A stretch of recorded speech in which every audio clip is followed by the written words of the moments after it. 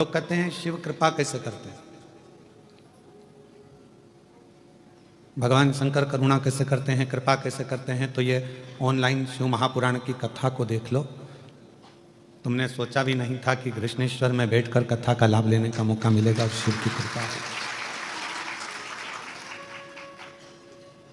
शिव की करुणा हो गई, दया हो गई। जो हम सोचे ना हो, जिसका हमने विचार भी ना रखा हो, जिसका हमने कोई विचार कर कर अपने मन में, अपनी चित्तवृत्ति में, अपनी बुद्धि में, अपने मन में हम सोच कर भी ना रखे हो,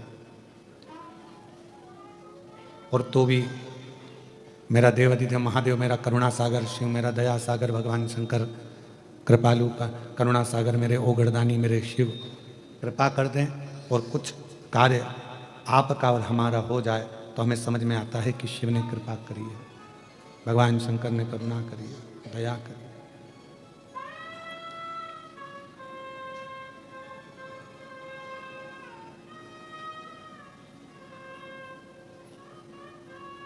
विश्वास किसको कहते हैं?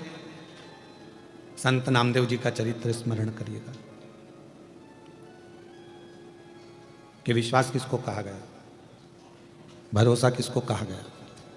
मुझे दूसरे गांव में काम है, मुझे दूसरे गांव में जाना है, नामदेव नामा हरि विट्ठल को दूध का भोग लगा देना, पांडुरंगा को, हरि विट्ठल को ये दूध का भोग, कटोरे में दूध भरना और भोग लगा देना। नामा नामदेव जी महाराज सामने दूध का कटोरा रख दिए, प्रार्थना करी कि आप ये दूध आरोग लेना, आप ये दूध पी लेना, स्वीकार कर लेना। और नामा चले गए। नामदेव जी यहां वहां, 8 वर्ष का बच्चा है, 8 वर्ष का बालक है। और जब 8 वर्ष का बालक है, 8 वर्ष का बच्चा है, घूमने इधर उधर चले गए, वापिस आए तो हरि विट्ठल ने तो वो दूध पिया ही नहीं था। हरि विट्ठल तो वो दूध पिए ही नहीं। अब जब हरि विट्ठल ने वो दूध नहीं पिया, तब नामा को लगा, नामदेव जी को लगा, क्या मेरी सेवा में कोई कमी रह गई है? आप आए नहीं और सुबह हो गई, मेरी पूजा की थाली धरी की धरी, क्यों नहीं आए?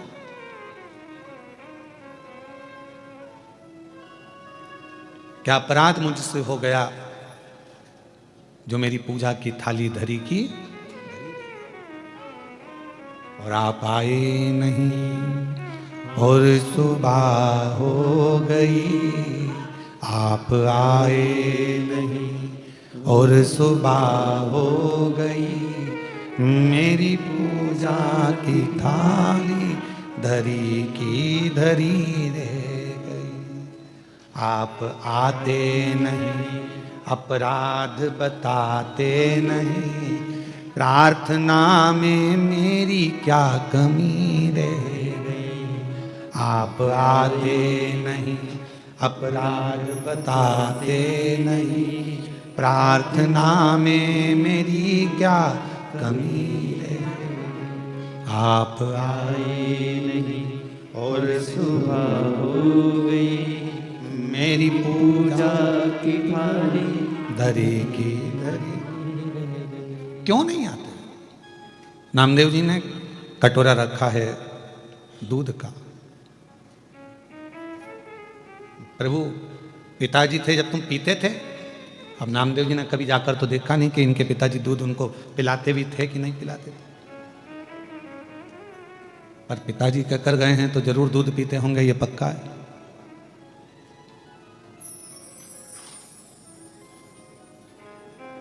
चांदी के कटोरे में दूध भर लाई, चांदी का कटोरा,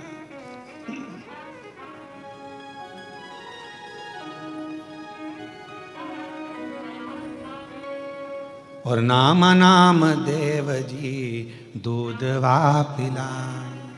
चांदी का कटोरा है, दूध भरा हुआ है, ले पियो। अब भगवान कोई पिए? पाषाण की मूर्त दूध पीने लगे? बहुत विनय करी, निवेदन करा, प्रार्थना करी, पर भगवान नहीं आए। आखिरी में नामदेव जी ने जिद पकड़ लिए, तुम नहीं खाओगे मैं नहीं खाऊंगा, तुम नहीं पियोगे मैं नहीं पीऊंगा, आपको दूध पीना पड़ेगा। सामने बैठ गए नामदेव जी, 8 वर्ष की अवस्था है, चेहरा देख रहे हैं भगवान हरि विट्ठल का, पांडुरंगा का, और क्या देखते हैं नामदेव जी महाराज की थोड़ी देर बाद हरि विट्ठल की वो मूर्ति में हलचल होती है, झुकते हैं, चांदी का कटोरा उठाते हैं और भगवान दूध पीना प्रारंभ करते हैं।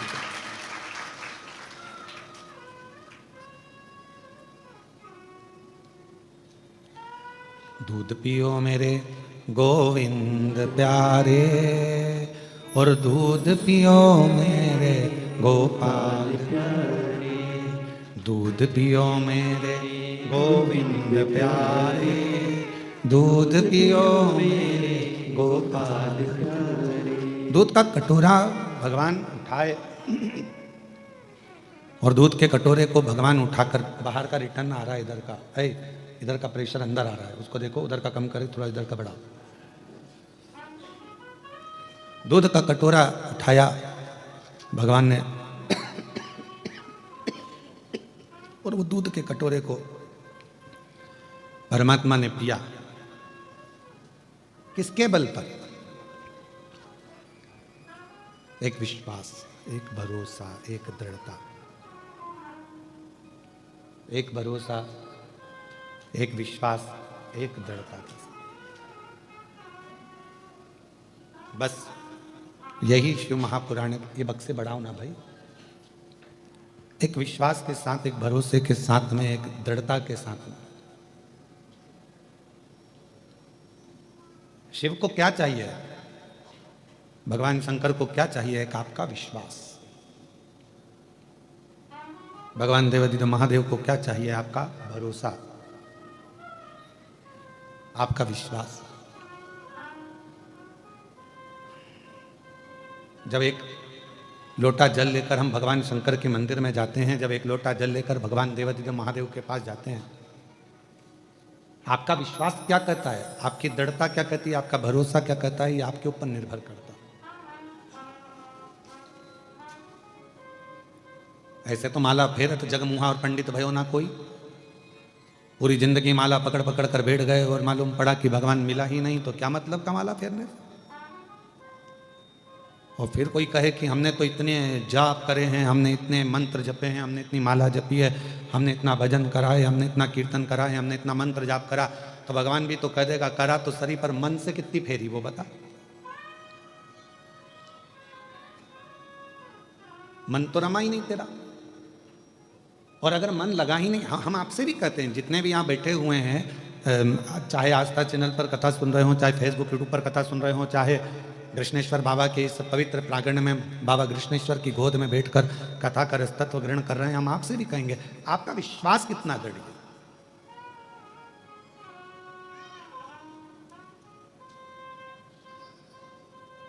आपका भरोसा कितना दृढ़ है।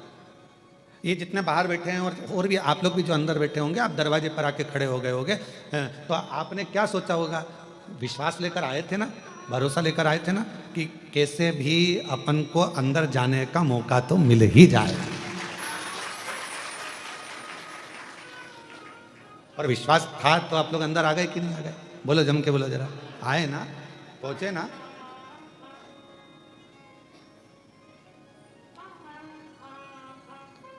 अब इतने नजदीक तक आ गए हो, इतने पास तक पहुंच गए हो, शायद पहले किसी कथा के पंडाल में तुम इतने पास तो नहीं पहुंचे हो, ये भी पक्का है। तो जब तुम इतने नजदीक तक आ गए हो, एक लोटे जल के बल पर खसकते खसकते खसकते खसकते खसकते खसकते तुम इतने करीब में आ गए हो, तो अब बाबा तुमको छोड़ने वाला है क्या? वो हाथ पकड़ लेगा तो फिर छोड़ता नहीं है, वो दूर नहीं है, अपने करीब में। और तेरी कृपा का क्या है भरोसा, कब किस पर हो जाए, जरा सी हम पर कर दो, जरा सी हम पर कर दो, जिस पर भी हो गई तेरी कृपा करुणा वो भव पार हुआ, भव पार हुआ। पापी हो चाहे जितना उसका भी बाबा उद्धार हुआ, उद्धार हुआ। गिद्ध अजामिल गणिका जैसे मेरे मन को भाए, जरा सी हम पर कर दो, जरा सी हम पर कर दो। तेरी कृपा का क्या है भरोसा, कब किस पर हो जाए, जरा सी हम पर कर दो, जरा सी हम पर कर दो।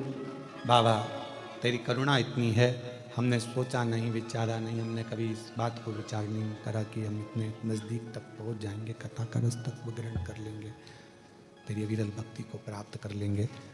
पर भगवान तेरी कृपा, तेरी करुणा, तेरी दया ऐसी है, करुणा ऐसी है, दया ऐसी है, कृपा ऐसी है कि उस करुणा कृपा दया के बल पर हम जानते हैं कि तेरी करुणा, तेरी कृपा, तेरी दया हमको तेरे करीब में लेकर जाएगी, हमको तेरे पास लेकर जाएगी, हमको तेरे नज़दीक लेकर जाएगी। और ये विश्वास, ये भरोसा, ये दृढ़ता हमें है।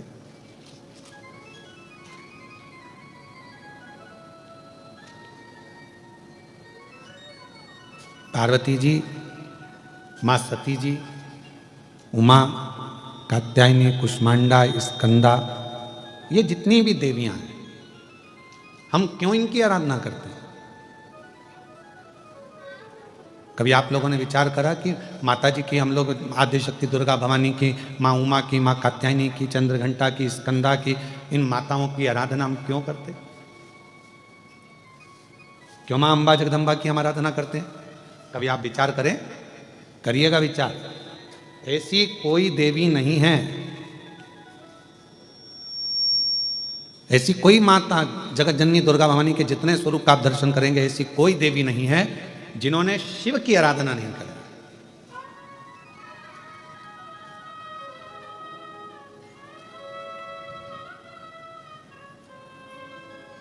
और ऐसी कोई देवी नहीं है जिन्होंने शिव से वर प्राप्त ना करा।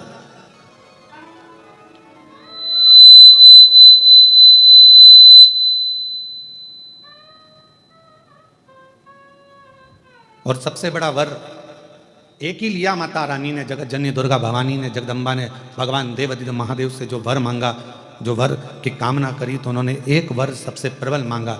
उन्होंने कहा, हे भोलेनाथ वर दीजिए, जब आद्य शक्ति इस देवी की मूर्ति की कोई दर्शन करे, उस पर शिव की कृपा आद्य शक्ति के साथ सदा बनी रहे, ये वर दीजिए। मतलब फिर वही विद्येश्वर संहिता का संवाद आ गया। शिव महापुराण की विद्येश्वर संहिता कहती है, श्री शिवाय नमस्तुभ्यम बोलने वाले के मुख का मात्र कोई दर्शन कर लेता है तो उसको अश्वमेध यज्ञ का फल प्राप्त हो जाता है।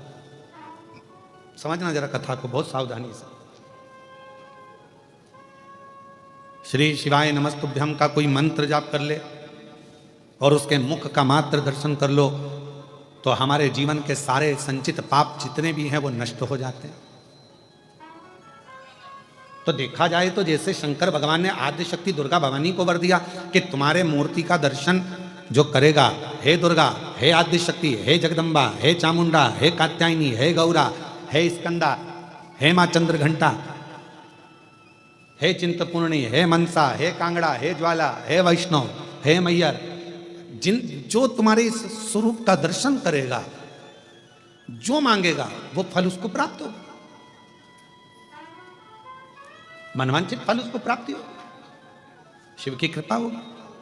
तो वही की वही बात तो यहाँ शिव महापुराण की विद्येश्वर संहिता में लिख दिया। विद्येश्वर संहिता में लिखा कि श्री शिवाय नमस्तुभ्यम का जाप करने वाले, श्री शिवाय नमस्तुभ्यम के मंत्र का उच्चारण करने वाले, श्री शिवाय नमस्तुभ्यम को बोलने वाले के मात्र मुख का दर्शन कर लीजिए। अगर मुख का दर्शन कर लिया तो हमारे जीवन के जितने संचित पाप हैं वो सब नष्ट हो जाते हैं और अश्वमेध यज्ञ का पुण्य फल हमें प्राप्त हो जाता है।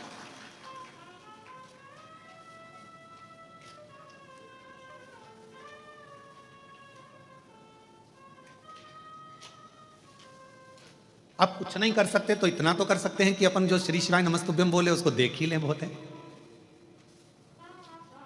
इसलिए शिव महापुराण की कथा में आपसे बारंबार श्री शिवाय नमस्तुभ्यम, श्री शिवाय नमस्तुभ्यम, श्री शिवाय नमस्तुभ्यम, श्री शिवाय नमस्तुभ्यम, श्री शिवाय नमस्तुभ्यम, श्री शिवाय।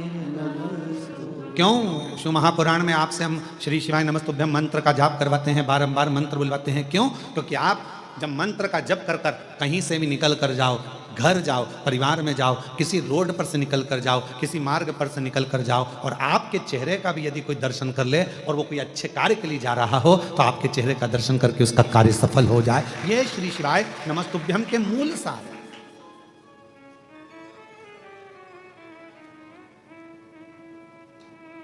ये मंत्र की मूलता है।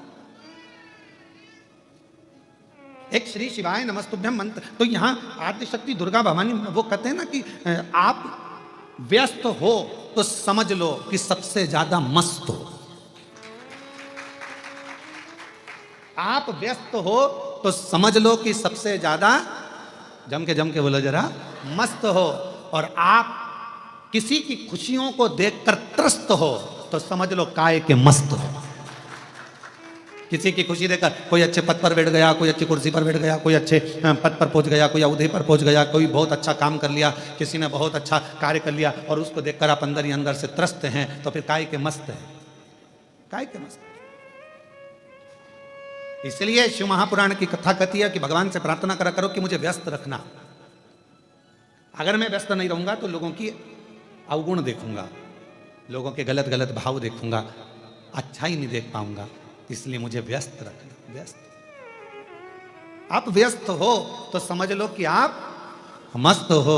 और यदि दूसरे की खुशियां देखकर आपका मन त्रस्त हो रहा है तो फिर ऐसी मस्तता किसी काम की नहीं।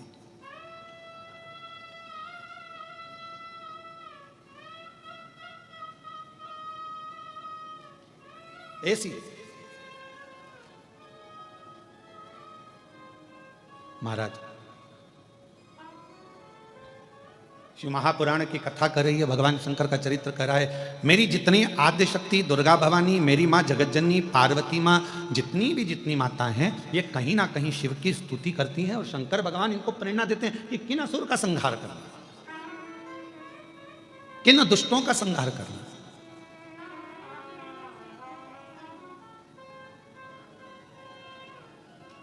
गंगा अवतरण की कथा सुनी आप लोगों ने?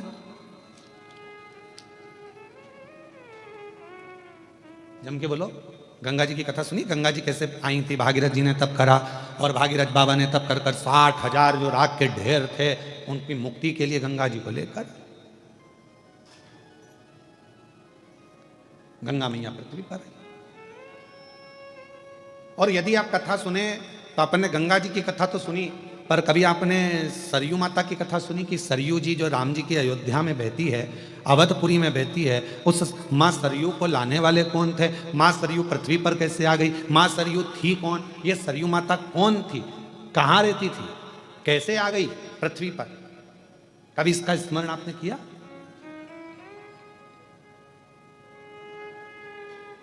हमने नर्मदा जी का स्मरण करा, हमने यमुना जी का स्मरण करा कि कालिंदगिर पर्वत पर रहती थी माँ यमुना जी, कालिंदी महारानी, और अविरल करती करती भगवान कृष्ण की पट रानी बनकर आनंद के साथ निवास करती है। ये हमने यमुना जी का स्मरण करा। गंगा जी का हमने स्मरण करा। माँ सरयू जी का प्रागट्य कैसे हो गया? माँ सरयू जी कैसे आ गई पृथ्वी पर? लाने वाले माँ सरयू जी को कौन थे? कैसे माँ सरयू पृथ्वी पर आ गई? अवधपुरी में माँ सरयू जी को इतना आनंद से पूजा जाता है, स्मरण किया जाता है, स्नान किया जाता है। माँ सरयू इस अवध में कैसे पहुंच गई? माँ सरयू इस भूमंडल पर, पृथ्वी पर कैसे आ गई? कौन थी यह माँ सरयू? कभी हमारे मन में यह भाव आया? तो शिव महापुराण की कथा बड़ा सुंदर वर्णन कर रही है सरयू माता के चरित्र का। अब माता का चरित्र चल रहा है। माँ शक्ति, माँ दुर्गा, माँ भवानी, माँ जगदम्बा, माँ सती, माँ उमा, इनके चरित्र के बीच में ही हम माँ सरयू का चरित्र स्मरण करें। जैसे आपसे कोई पूछे तो आप कह सकते हो कि हमने मां सरयू जी के प्रगट की कथा श्रवण करी है, मां सरयू के पृथ्वी पर आने की कथा श्रवण करी। कौन है ये भगवान नारायण के, भगवान विष्णु की मानस पुत्री है सरयू। मानस पुत्री इतनी सुंदर थी, इतनी सुंदर, सुंदर सुंदर घुंघराले केश मां सरयू जी के, मस्तक पर बिंदी लगी है, होठों पर लाली है, कानों में झुमका है, गले में सुंदर हार पहनी हुई है और मस्तक पर एक सुंदर सा बेंदा लगा हुआ है, टीका लगा, सुंदर लहंगा, सुंदर चोली, सुंदर पांव में पैजनिया, सुंदर हाथ में चूड़ा, उंगलियों में मुद्रिका, भुजबंद करधना, लंबी लंबी चोटी, केश खुले हुए, और मां सरयू पूरे बैकुंठ में भ्रमण कर रही है। पूरे बैकुंठ,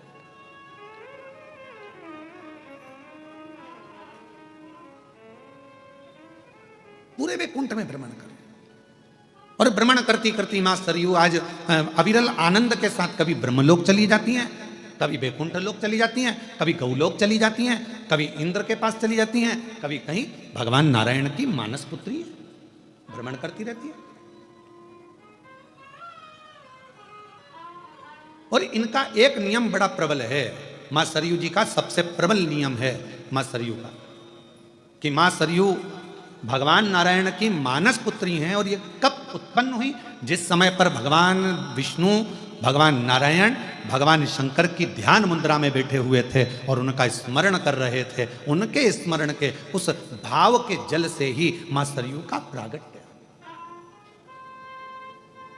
भगवान नारायण की मानस पुत्री मन से प्रकट हुई है, भ्रमण कर रही हैं।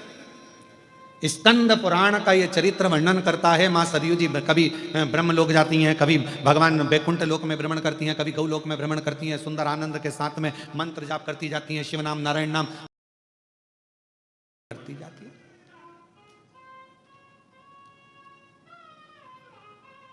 और शंभु शरणे मांगू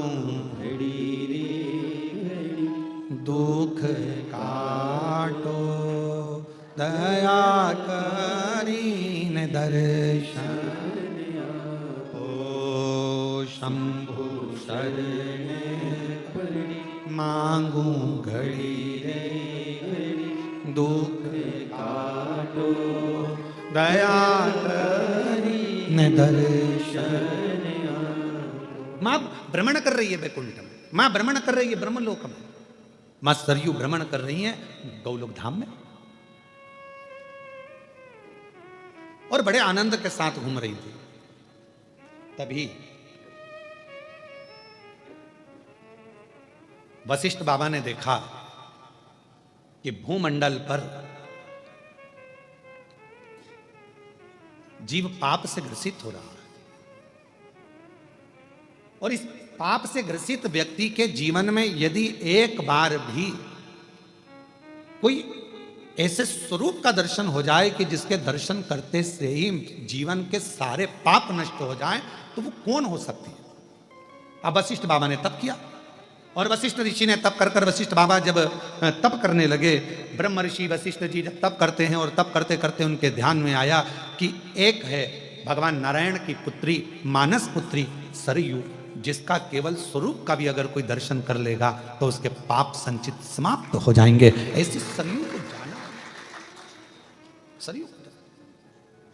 शायद इस प्रसंग को आस्था चैनल पर और शायद सोशल मीडिया पर पहली बार कोई इस चरित्र का स्मरण कर रहे होंगे, मां सरयू के प्रागट्य का, मां सरयू के पृथ्वी पर आने का।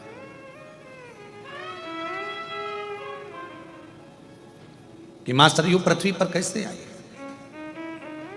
और संपूर्ण को आप लोगों के लिए पितृपक्ष का सबसे सुंदर आनंदमय कथा प्रसंग है, जिस प्रसंग को सुनकर आपके पितृ भी तृप्त होंगे और आप भी तृप्त होंगे। वशिष्ठ बाबा ने तप किया, ब्रह्मर्षि वशिष्ठ तप कर रहा हूं,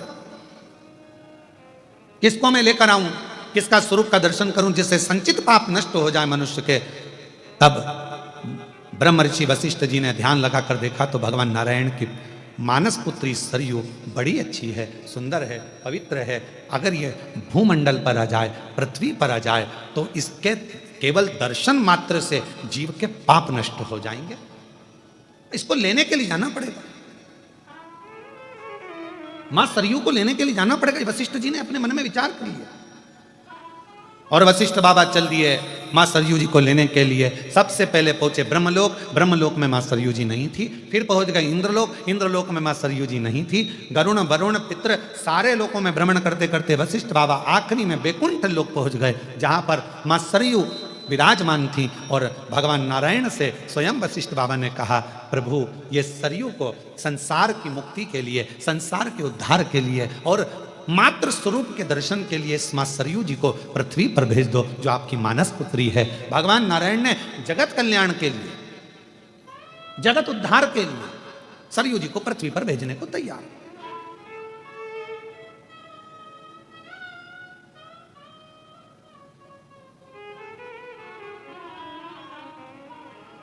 अब कई लोगों के मन में एक प्रश्न आता है, गुरुजी इस प्रसंग का शिव पुराण से कौन सा संबंध है? तो हमारा निवेदन है, शंकर भगवान का एक स्वरूप का दर्शन इस चरित्र के अंतर्गत आएगा। आप थोड़ा ध्यान से श्रवण करिएगा।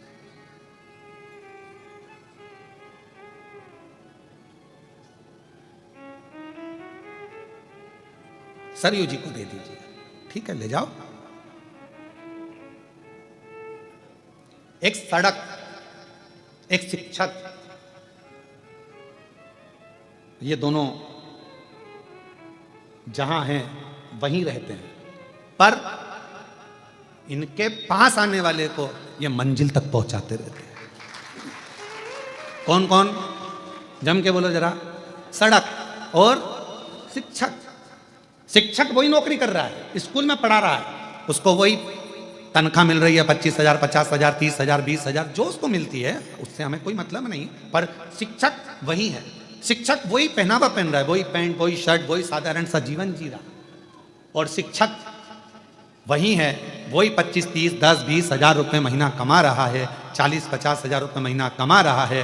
पर वो शिक्षक के पास जो जाता है, शिक्षक वही रहता है, पर शिक्षक अपनी शिक्षा के माध्यम से अपने शिष्य को कहीं कलेक्टर, कहीं एसपी, कहीं डीएसपी, कहीं कमिश्नर बना देता है। वो वही है, पर उसके जो शिष्य हैं वो उच्च पद पर पहुंच जाते हैं, उनको उनकी मंजिल मिल जाती है। सड़क का काम भी यही है, रोड का काम भी यही है। सड़क क्या करती है? सड़क वहीं पर है। सड़क कहीं कहीं क्या है?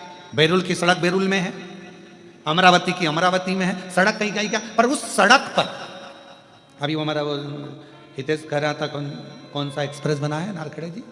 हाँ, समृद्धि एक्सप्रेस बना। तो वो बोल रहे थे, हितेश कहने लगे, गुरु जी एक समृद्धि एक्सप्रेस बना है। तो मैंने कहा कहाँ है? तो कहा वो नागपुर से ऐसा गया मुंबई के लिए और बहुत अच्छा बना। हमने कहा रोड गई क्या? तो कहा नहीं गुरु जी, रोड तो वही है, बस मंजिल गई है, केवल मंजिल गई, रोड वही है। रोड और शिक्षक वहीं रहते हैं, कहीं नहीं जाते। उसी स्कूल में नौकरी करना है उसको, सड़क को वहीं रहना है बैरुल में, सड़क को वहीं रहना है जलगांव में, सड़क को वहीं रहना है अमरावती में, पर उस पर जो चलता है वो अपनी मंजिल तक पहुंच जाता है। शिक्षक के पास जो आता है वो अपनी मंजिल तक पहुंच जाता है। कोई एसपी, कोई कमिश्नर, कोई कुछ बन जाता है उच्च पद पर। आप और हमको पढ़ाने वाला कोई शिक्षक ही तो है ना, जो आज आप और हम इस जगह पर बैठे हुए। और कभी कभी वो शिक्षक मिलता है जिसने पढ़ाया, तो आप क्या देखते हो? वो वही है, वो वही है, वो वही साधारण जीवन जी रहा है, ट्यूशन पढ़ा रहा है, रिटायर हो गया पर पढ़ा रहा है, वो वही है। और आप और हम कहाँ पहुंचे? तो कहा कोई कलेक्टर बना, कोई आईजी बना, कोई कमिश्नर बना, कोई तहसीलदार बना, कोई इंस्पेक्टर बना, कोई पटवारी बना, कोई ये बना, कोई वो बना, सब उच्च उच्च पद पर पहुंच गए। और वो शिक्षक वहीं की वहीं रहा, रोड वहीं की वहीं रही। उसी रोड पर चलकर लोग कृष्णेश्वर पहुंच जाते हैं, और उसी रोड पर चलकर लोग रामेश्वर पहुंच जाते हैं, और उसी रोड पर चलकर लोग सोमनाथ पहुंच जाते हैं। रोड नहीं बदली, ना शिक्षक बदली, पर मंजिल शिक्षक ने भी दी है और रोड ने भी दी है। आज वशिष्ठ बाबा क्या कर रहे हैं? ब्रह्मर्षि वशिष्ठ जी क्या कर रहे हैं? एक उच्च शिक्षक का पद अदा कर रहे हैं। एक वशिष्ठ बाबा अच्छी रोड का पद अदा कर रहे हैं कि मैं भले संसार सागर में रहूं ना रहूं, पर अगर सरयू पृथ्वी पर आ गई और मां सरयू अगर पृथ्वी पर आ गई तो जो इसका दर्शन करेगा वो कृतार्थ होता चले जाएगा, उसका पाप नष्ट होता चले जाएगा, वो पापों से मुक्त होता है। तो कर क्या रहे हैं? ये भी तो शिक्षक का काम कर रहे हैं, ये भी तो रोड का काम कर रहे हैं। तो एक रोड और एक शिक्षक कहीं नहीं जाते, वहीं रहते हैं और अपने आने वाले जीवों को कल्याण कर देते हैं। शिव महापुराण की कथा क्या कर रही है? आप श्रवण कर रहे हैं, आप सुनेंगे, अपने जीवन में धारण करेंगे। जो आपने बाबा से मांगा इस पवित्र पितृपक्ष के आनंदमय इस ऑनलाइन कथा में, अपने घरों में रहकर, पंडाल में रहकर, जहां कहीं भी आप इस कथा को श्रवण कर रहे हैं, सोशल मीडिया के माध्यम से, आस्था चैनल के माध्यम से, आप जहां बैठकर बाबा से अपने दिल की बात कहोगे, ये मेरा विश्वास कहता है मेरा शंकर उसी स्थान पर आकर आपका कल्याण करेगा, झोली भरेगा और आपने जो मांगा वो देगा।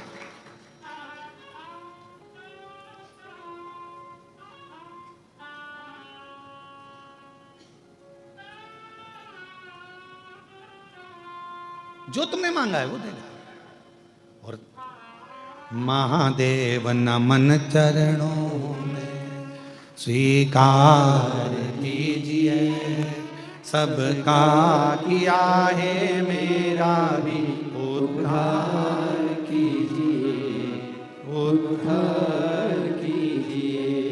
हे त्रिपुंडधारी, हे त्रिशूलधारी, हे त्रिपुंडधारी, हे त्रिशूलधारी, चरणों में तेरे बाबा जी पावन है चारों धाम, चरणों में तेरे बाबा जी पावन है चारों धाम।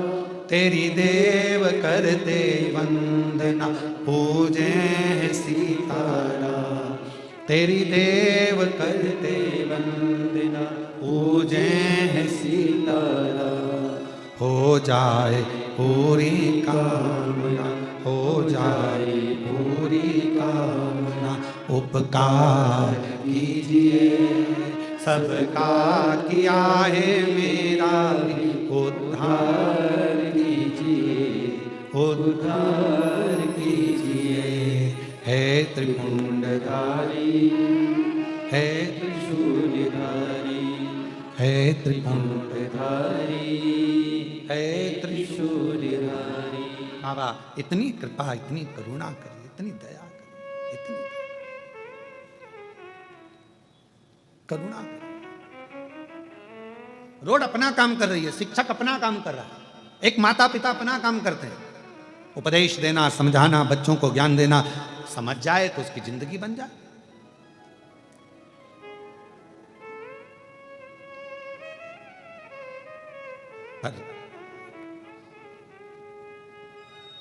एक होता है माली और एक होता है पुजारी। कौन कौन? एक माली और एक पुजारी। सही निर्णय देना रहे हो बेलूर वालों, उत्तर बिल्कुल सही देना हो, सोच समझ के देना, अच्छे से देना। बाहर वाले भी जरा ध्यान लगाना है। तुम ये मत सोचना कि मैं तुमको देख नहीं रहा हूं, ध्यान रहे, उत्तर सही देना। एक माली है और एक पुजारी है। माली का काम क्या है? पौधा लगाना, जल डालना, खाद डालना और उसमें अच्छे अच्छे फूल उत्पन्न करना, ठीक है। पुजारी का काम क्या है? फूल लाना, तोड़कर भगवान की माला बनाना, श्रृंगार बनाना, भगवान को पूजन करना, श्रृंगारित करना, ठीक है। अब उस फूल का सबसे ज्यादा पुण्य माली को मिलेगा कि पुजारी को मिलेगा? है माली को। बहुत बढ़िया, नजर उतरवा लेना, बिल्कुल सही बोल रहा है, बिल्कुल सही बोल रहा है। किसको मिलेगा? माली को। क्यों? क्योंकि माली ने उस फूल को अपने पुत्र की तरह रखा है। पहले बच्चा की तरह पहले पौधा लगाया, पौधा लगाकर उसको धीरे धीरे बड़ा करा और धीरे धीरे बड़ा करने के बाद में वो जो फूल है उसको संजोया, संजोने के बाद उसको फिर वो लेकर चला गया। वो एक गाने की लाइन याद आ गई, भौरे ने खिलाया ले गया राज, भौरे ने खिलाया फूल को ले गया राज। और कभी कभी एक प्रसंग इसके साथ में जुड़ा हुआ भी याद आता है। एक प्रसंग बड़ा सुंदर याद आता है कि एक वो एक भंवरे ने एक गोबर के कीड़े से कहा, क्या दिन भर गोबर में पड़ा रहता है, चल मेरे साथ में तुझे लेकर चलता हूँ, अच्छे अच्छे फूलों में तुझे ले जाऊंगा। गोबर का कीड़ा बोला, यार कहाँ मैं जाऊंगा, तू मुझे कहाँ लेकर जाए, नहीं नहीं चल मैं तुझे घुमा के लेकर। और भंवरे ने गोबर के कीड़े को उठाया और उठाकर एक फूल में ले जाकर रख दिया। अब कैसी लगी सुगंध, अरे बहुत जोरदार, आनंद आ गया, बड़ी प्रसन्नता हो गई, खुश हो गया। अब तू फुल एंजॉय कर यहां पे। हो भंवरा तोड़ के चले गया, रात को फूल बंद हो गया। अब गोबर का कीड़ा उसमें फंस गया उसी के अंदर। अब इतने में किसी ने उस फूल को तोड़ लिया, तोड़कर मंदिर में ले गया, भगवान के चरणों में उसको चढ़ा दिया। सवेरे वो फूल खिल गया, चढ़ा हुआ, उसमें से गोबर का कीड़ा निकला, वापिस उस फूल में चला गया। मंदिर में चढ़ा हुआ फूल दूसरे दिन निर्माल्य बन गया, उसको किसी ने उठाया, गंगा जल में ले जाकर विसर्जन कर दिया। भंवरा उड़ते उड़ते नाली उस गोबर के कीड़े के पास आया, कहाँ है मेरा दोस्त, कहाँ है माय बेस्ट फ्रेंड, कहाँ है, ढूंढता ढूंढता ढूंढता ढूंढता और उस गोबर के कीड़े के पास पहुंच गया। गंगा के जल में वो फूल पर था। उस कीड़े से पूछा, भाई तू कैसा महसूस कर रहा है। गोबर के कीड़े ने कहा, तेरा जैसा दोस्त अगर किसी को मिल जाए तो गोबर में से निकाल कर गंगा तक पहुंचा देता है, गोबर में से निकाल कर गंगा तक पहुंचा देता है। कोई ऐसा सदगुरु हमारी जिंदगी में भंवरे की तरह आता है, भ्रमर करता करता करता करता हम संसार के उसी गोबर में पड़े हुए हैं, काम आसक्ति वासना लोभ तृष्णा झूठ प्रपंच सब में फंसे हुए हैं। उसमें से एक कोई सदगुरु भंवरे के रूप में आएगा, तुम्हें निकालेगा, कहीं कथा में ले जाकर बिठा देगा, मन लगेगा, फिर धीरे से तुम्हें शिव जी के मंदिर तक पहुंचा देगा, एक लोटा जल चढ़ाने में लगा देगा, एक लोटे जल चढ़ाते चढ़ाते एक दिन तुम्हें परमात्मा की शरणागति का सुख दिला देगा। वो समझ लेना कि कोई मिला जिसने हमें परमात्मा तक भेज दिया। और भंवरे ने खिलाया ले गया राज, भंवरे तू कहना ना भूल, फूल मेरा हो गया इधर। भंवरे ने खिलाया फूल, फूल को ले गया राज। अब ये भंवरे के भीतर वो गोबर का कीड़ा जो लगा, गोबर का कीड़ा जो गया, गोबर के कीड़े के कितने प्रसन्नता होगी कि मैं कभी जिंदगी में गंगा के जल में जाता क्या, कभी मैं गंगा जल तक पहुंचता क्या। पर अच्छी मित्रता, अच्छा दोस्त, अच्छी संगत, अच्छे व्यक्ति तुम्हें अच्छाई की ओर ले जाकर छोड़ देता। पर गोबर के कीड़े में कम से कम एक अकल तो थी कि वो वापस गोबर में नहीं आया, नहीं तो आज के व्यक्ति को कितना। अभी एक जगह पर हम गए थे, वहां पर वो नशा मुक्ति केंद्र, हम अभी कथा करने हैदराबाद गए तो कहा गुरुजी ये 5 मिनट के लिए आना है, तो हम गए वहाँ नशा मुक्ति केंद्र में। तो हमने उनसे पूछा क्यों ये सबकी छूट गई, कि हाँ गुरुजी आधों की छूट गई, आधों की छूटने वाली। अच्छा, हमने कहा ठीक है, जिनकी छूट गई उनको मिला दो हमसे। हमने कहा भैया कहाँ से आए हो, तो कोई कहा कि हम बीजापुर से आए हैं। अच्छा ठीक है, फिर कोई बोला वहाँ से, हमने ठीक है, छोड़ दी, छोड़ दी। अभी छोड़ दिए, हमने कहा फिर बाद में, तो के मौसम के अनुसार देखा। क्या सोच, क्या विचार, कोई गोबर का कि उसमें समझदारी तो थी। अरे बोलो सही है कि गलत है, समझदारी थी कि उस गोबर के कीड़े में, कि इतनी अकल गोबर के कीड़े में थी कि महाराज वो गया तो वापस लौटकर गोबर में नहीं आया। बस ये समझदारी तुम्हारी जिंदगी में होना चाहिए कि अगर सियोर वाला महाराज ने कहा कि एक लोटा जल चढ़ाओ, चढ़ाने लगो, शिव का नाम लो, लेने लगो, श्री शिवाय नमस्तुभ्यम जपते रहो। अब दुनिया के प्रपंच में फिर कोई आएगा कि तुम ये मत करो, तुम बेलपत्र मत खाओ, तुम जल मत चढ़ाओ, तुम ऐसा मत करो वैसा। हमने तो सोच लिया, अब तो एक साधे सब सधे। अब तो हमने सोच लिया कि शंकर हमारा और हम शंकर के। फिर क्या विचार कर,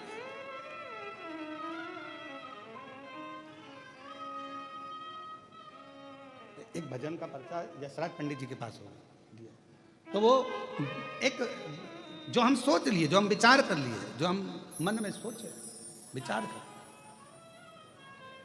तो महाराज शिव कथा कर रही है और मैंने तेरे ही भरोसे बाबा, तेरे ही भरोसे हवा बिछ उड़ती जावागी बाबा डोर हथो छड़ी नावे कटी जागी ओ भोले मैं तेरी कदम शंभु मैं तेरी हवा बिच उड़ती जावागी बाबा डोर हथो छड़ी नावे कटी जागी। तो रोड का काम है और शिक्षक का काम है, उन्होंने आपको मार्ग दिखाया, सत मार्ग दिखाया। अब आपके ऊपर निर्भर करता है कि आप क्या ग्रहण करो, ये आपके ऊपर निर्भर करता है। माली और जम के बोलो, जम के पुजारी। माली ने क्या करा? पौधा लगाया। माली ने क्या करा? फूल के पौधे को बड़ा करा। माली ने क्या करा कि फूल को पाला अपने पुत्र की तरह, और एक बेटे की तरह जब पालन पोषण कर लिया। तुम देखना, जो माली दिल से पौधे लगाता है ना, उसका फूल तोड़ के बता दो, वो तुम्हें नी गोभी का फूल बना दे, तुम तोड़ के बता दो। कोई किसान सोयाबीन लगाया, कोई किसान ने मक्का बोई, कोई किसान ने गेहूं बोया, फसल लगाई, और तुम उसके खेत को मचाओ तो वो एक एक पौधे को अपनी औलाद की तरह रखता है किसान। एक एक पौधे को, सोयाबीन का एक पौधा होगा, एक गेहूं का पौधा होगा, एक मक्का का पौधा होगा, तो वो किसान के लिए उसकी औलाद जैसा होता है, उसके बच्चे जैसा होता है कि कैसे इसमें जो दाना आएगा मैं बेचकर अपना कर्जा चुका दूंगा, मेरी घर बना लूंगा, मेरी बेटी की शादी कर दूंगा, मेरे बेटे का ब्याह कर दूंगा, मेरा मकान बन जाएगा। किसान कितनी आस लगाता है।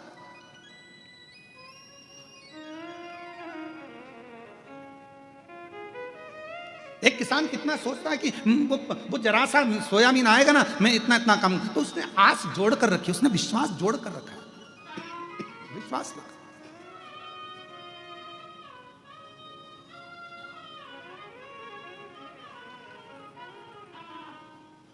माली ने पौधा लगाया, फूल बड़ा करा, पुजारी ने फूल को तोड़ा, भगवान तक लेकर गया। मेरे बेलूर की जीजियों ने, जीजाओं ने बहुत अच्छा जवाब दिया कि सबसे ज्यादा पुण्य किसके खाते में जाएगा? माली के खाते में। क्यों? उसने अपने पुत्र के भाव से उसको संजोया है, और पुत्र को संजोकर उसने परमात्मा तक ले जाने के लिए छोड़ दिया है। बीच में मझधार जो बना है, बीच में सेतु जो बना है, बीच में जो मंजिल तक पहुंचाने वाला बना है, वो पुजारी। तो एक संत, एक साधु, एक सन्यासी, एक तपस्वी, एक कथाकार, एक गुरु अपनी जिंदगी में माली का काम करता है, तुम्हें पोष कर बड़ा कर कर परमात्मा तक पहुंचाने का एक लक्ष्य निश्चित कर देता है, और तुम्हें वो परमात्मा तक पहुंचाने का प्रयास करता है। जैसे ब्रह्मर्षि वशिष्ठ जी सरयू जी को लेकर आना चाहते हैं, भगवान नारायण से कहा कि मैं सरयू को ले जाना चाहता हूं। क्यों? भगवान विष्णु ने पूछा, ये मेरी मानस पुत्री है, तुम इसको करोगे क्या? क्यों लेकर जा रहे हो? पृथ्वी पर क्या काम आएगी? तो ब्रह्मर्षि वशिष्ठ बाबा ने कह दिया कि मैं इनको इसलिए लेकर जा रहा हूं कि संसार के लोग इनका दर्शन कर कर अपने पापों को त्याग दें, पापों से मुक्ति मिल जाए। और कोई जाए जो काशी में मेरा पेगा मले जाना, कोई जाए जो काशी में मेरा पेगा मले जाना। ये कहना डमरू वाले से तुम्हारी याद आती है, ये कहना काशी वाले से तुम्हारी याद आती है। मैं खुद तो आ नहीं सकता मेरा पैगाम ले जा।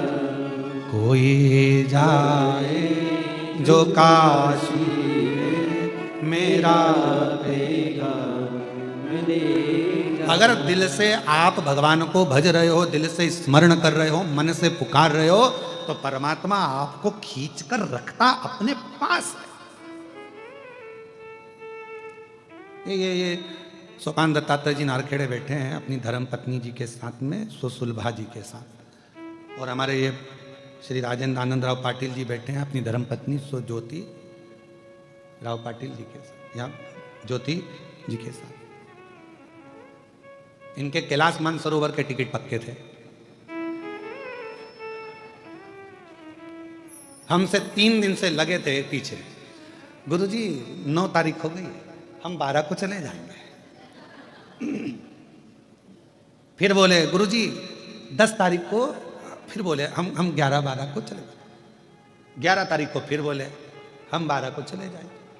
आज कितनी है? आज कितनी है? अब हमने कहा हमने इनको नहीं रोका, क्योंकि हम रोक लेते तो इनका जो बेचारा कैलाश मानसरोवर का टिकट कोई कम में होता है? पैसा कितना लगता है मानसरोवर जाने के लिए है? कोई हमसे कहे गुरुजी तुम कैलाश मानसरोवर चलो, भैया हमारे पास इतना नहीं, हम नहीं जाएंगे। तो कैलाश मानसरोवर जाने में कोई पैसा कितना लगता है विचार करो। तो हम इनको नहीं बोले कि तुम टिकट विकेट कैंसिल करवा, वो तो शंकर जी ने कुछ ऐसी लीला राज दी। और इनको जाना था नेपाल से, और नेपाल तो पूरा भगवामय हो रहा है। छत्रपति वीर शिवाजी महाराज की, अब पूरा नेपाल तो भगवामय हो रहा है। तो वहाँ एयरपोर्ट हुआ तो बंद, तो इनके जो जिनने टिकट बुक करे थे उन्होंने कहा आप अभी अपन बाद में चलेंगे, और तुम्हारे टिकट का पैसा संचित है, रखा हुआ है, तुम टेंशन मत लेना, जो जहाँ है वहीं रहना। तो इन दोनों ने, ये दोनों बहुत समझदार हैं, ये पाटिल और नारखेड़े, इन दोनों ने फोन लगा के उनसे कह दिया भगवान ने हमारी सुन ली, सुन ली, सुन ली। और तेरी कृपा का क्या है भरोसा, कब किस पर हो जाए जरा सी। अच्छा, ये कैलाश मानसरोवर चले भी जाते थे तो इनके मन में रह जाता, कथा चल रही थी और 3 दिन की बची थी, वो सुन लेते तो और आनंद हो जाता। 3 दिन की थी, महाराज ने पहले बताया भी नहीं कि ऑनलाइन यहीं से करेंगे। गलती है ना सीवर वाले महाराज की बहुत बड़ी, बता देते तो हम पहले से टिकट ही नहीं कराते। तो तुम चिंता मत करो, अब सौंप दिया इस जीवन का सब भार तुम्हारे हाथों में। तो तुम्हारा टिकट कराना, कैंसिल कराना, तुम्हें बुलाना नहीं बुलाना, शंकर भगवान ने कहा जब मैं कैलाश से यहाँ आके बैठा हूं तो तू कैलाश जाके करेगा क्या, ये बता। तो शिव जी तो उन्होंने कहा तुम, जब मैं यहाँ आ गया, हमने पहले भी कथा में कहा जहाँ कथा होती है 12 ज्योतिर्लिंग और कैलाश पर विराजमान मेरे शंकर भगवान, जहाँ शिव महापुराण की कथा होती है 7 दिन तक मेरा शंकर भगवान विथ फैमिली वहीं पर निवास करते हैं, वहीं। और अकेले वो भी नहीं रहते, अपने गणों के बिना, इसलिए तुम सब अकेले नहीं रहते मेरे शंकर, वो अपने गणों के साथ रहते। तो हम आप सब शिव जी के गण हैं, उनका डमरू बजता है, थोड़ी सी कानों में आवाज आती है, और अपन सब धीरे धीरे निकल के अपने अपने घर से जहाँ कथा होती है वहाँ पहुँच जाते हैं, अपने देव अधिदेव महादेव से मिलने के लिए, उनको प्राप्त करने के लिए। ये शिव का, ये शिव। अब कोई कहे गुरुजी शिव जी अपना प्रमाण कैसे देते हैं, तो इनसे पूछो, ये प्रमाण नहीं तो क्या?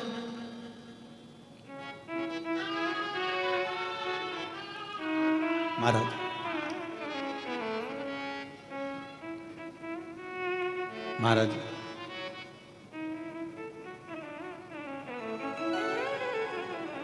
शिव कथा कर रही है। चंदा सजाए भोले मस्तक पे तेरे, चंदा सजाए भोले मस्तक पे तेरे, दुखड़े मिटाए भोले नाम से तेरे, दुखड़े मिटाए भोले नाम से तेरे।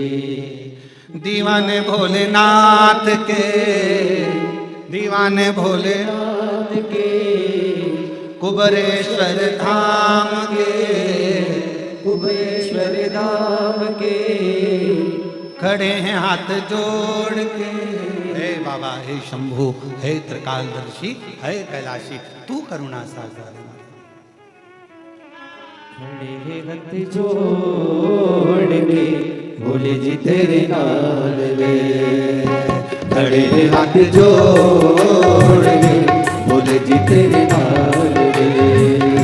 तू आजा भोले जोगिया, तू आजा भोले जोगिया, तू कर मेहरबानिया, तू कर मेहरबानिया, तू आजा भोले जोगिया, तू आजा भोले जोगिया, तू कर मेहरबानिया, तू कर मेहरबानिया, खड़े हाथ जोड़ भोले जी तेरे नाल, खड़े हाथ हाथ जोड़ भोले जी तेरे नाल। सबो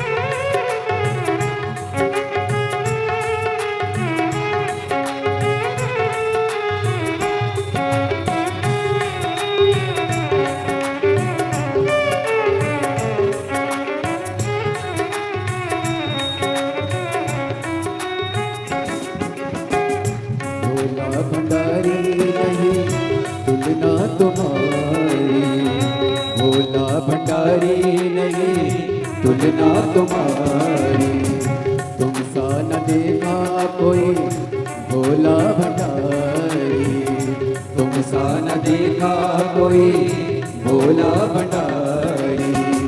भक्तों ने विचार के कहा ये पुकार के, भक्तों ने विचार के कहा ये पुकार के, खड़े हाथ जोड़ बोले जी तेरे नाल, खड़े हाथ जोड़ बोले जी तेरे नाल।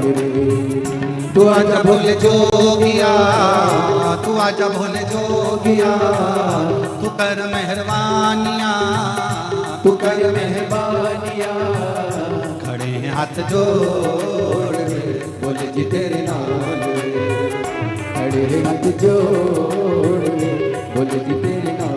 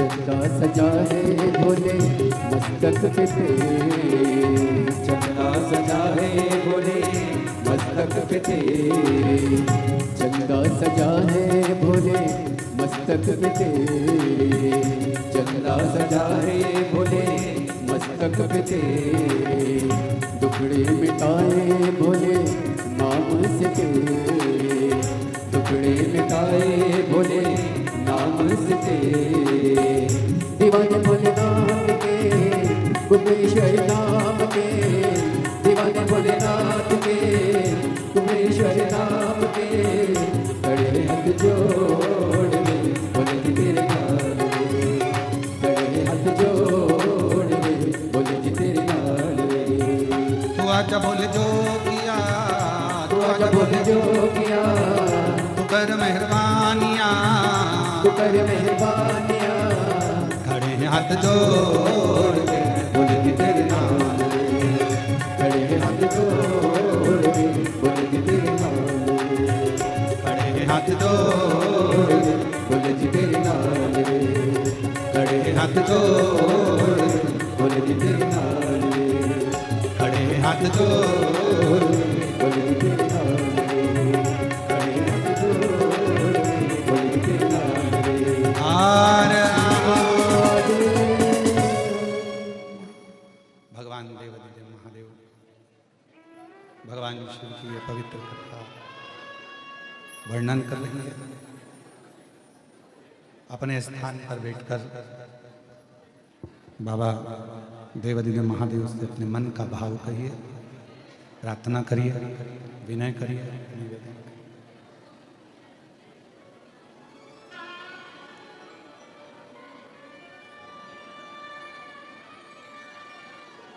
भोला भंडारी नहीं तुलना तुम्हारी, भोला भंडारी नहीं तुलना तुम्हारी, तुम सा न देखा कोई भोले भंडारी तुम सा न देखा कोई भोले भंडारी भक्तों ने विचार के कहा ये पुकार के ओ भक्तों ने विचार के कहा ये पुकार के खड़े हैं हाथ जोड़ रे भोले जी तेरे नाल रे खड़े हैं हाथ जोड़ रे भोले जी तेरे नाल तू आजा भोले जोगिया तू कर मेहरबानिया तू आजा भोले जोगिया तू कर मेहरबानिया खड़े हैं हाथ जोड़ भोले जी तेरे नाल रे खड़े हैं हाथ जोड़ भोले जी तेरे नाल भाव से भगवान शिव से अपने मन का भाव कहिएगा, हृदय से प्रार्थना करिए, विनय करिए, निवेदन करिए, विनती करिए, सब साथ में बोलिएगा, बाबा को अपने मन का भाव कहिए।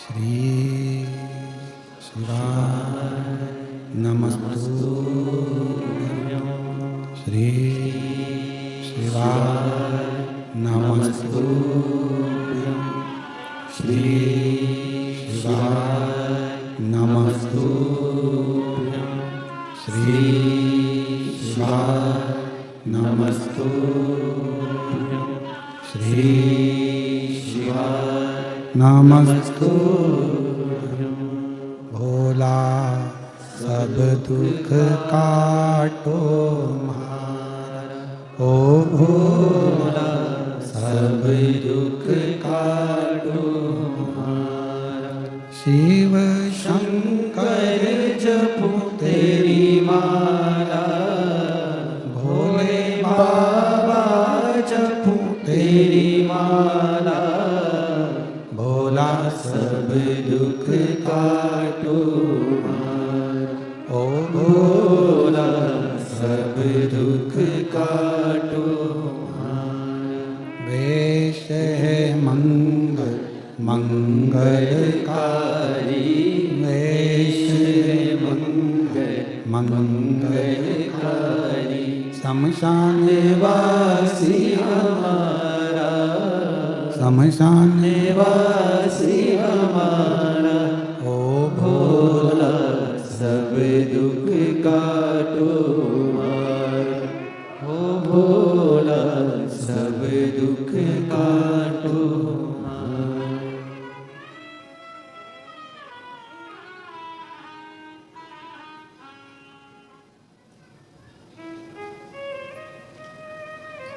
बाबा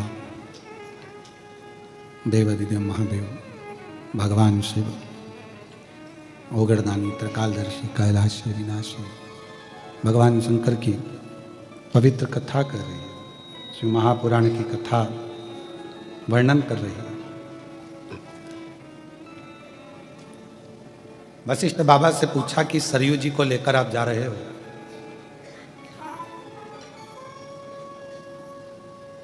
ये मृत्यु लोक में जाकर करेंगी क्या? कहा जितने भी जीव हैं, 4 स्थान पर हर व्यक्ति से पाप होता है। ऐसा कोई मनुष्य नहीं है जिससे 4 स्थान पर पाप ना हो। दुनिया का कोई व्यक्ति कह दे कि हम सबसे ज्यादा पवित्र हैं, हमने जिंदगी में कोई पाप नहीं किया, समझ लेना पक्का झूठेला है।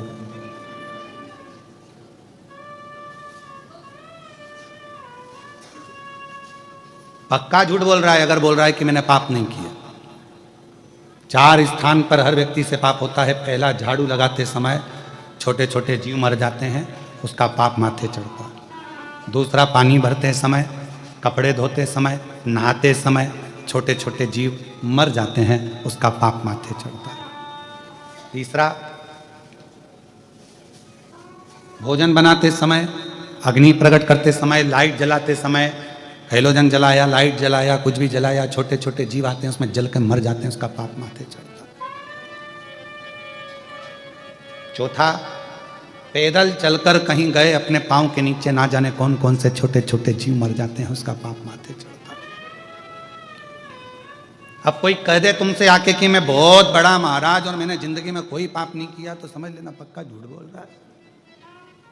शिव महापुराण में 4 स्थान ऐसे बताए हैं, श्रीमद् भागवत में भी राजा भगवान श्री ऋषभ देव जी महाराज के चरित्र में भी ये 4 स्थान ऐसे बताए हैं जहां पर व्यक्ति से पाप होता ही है।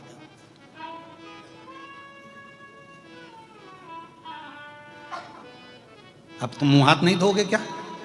जम के तो बोलो, धोगे ना, कोई जीव तो चाहता है। कपड़े नहीं धोगे क्या? धोगे, जीव तो जाता। झाड़ू नहीं लगाओगे क्या? लगाओ। तो यही तो ब्रह्मर्षि वशिष्ठ जी के मन में यही तो प्रश्न रहा कि हर व्यक्ति के सिर पर पाप की गठरिया बंधी है, प्रत्येक व्यक्ति पाप की गठरिया को ढो रहा है।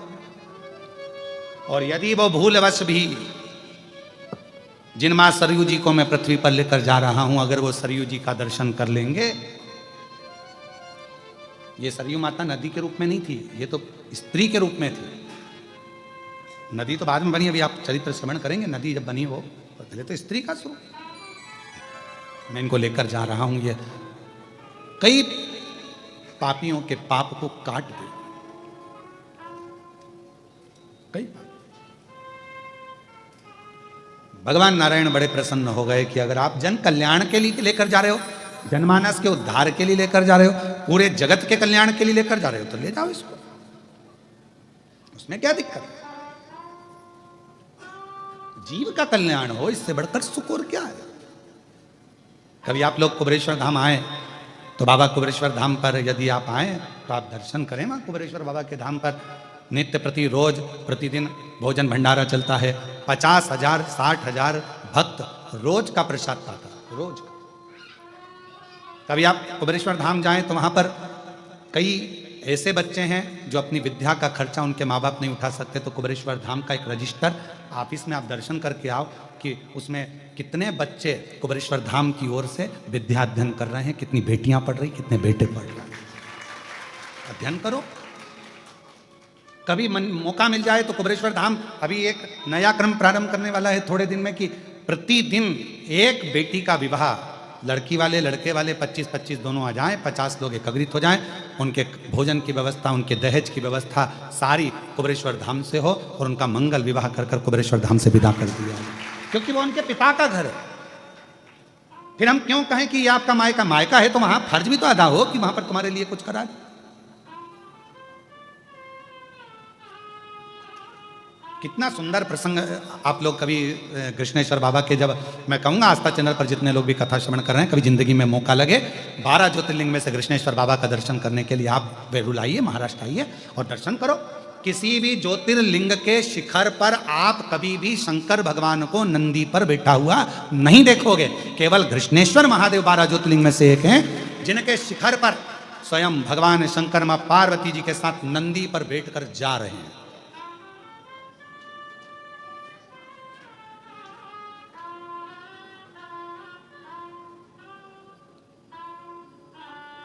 एक पत्र है, देखो जरा, इस पत्र में एक प्रश्न लिखा है।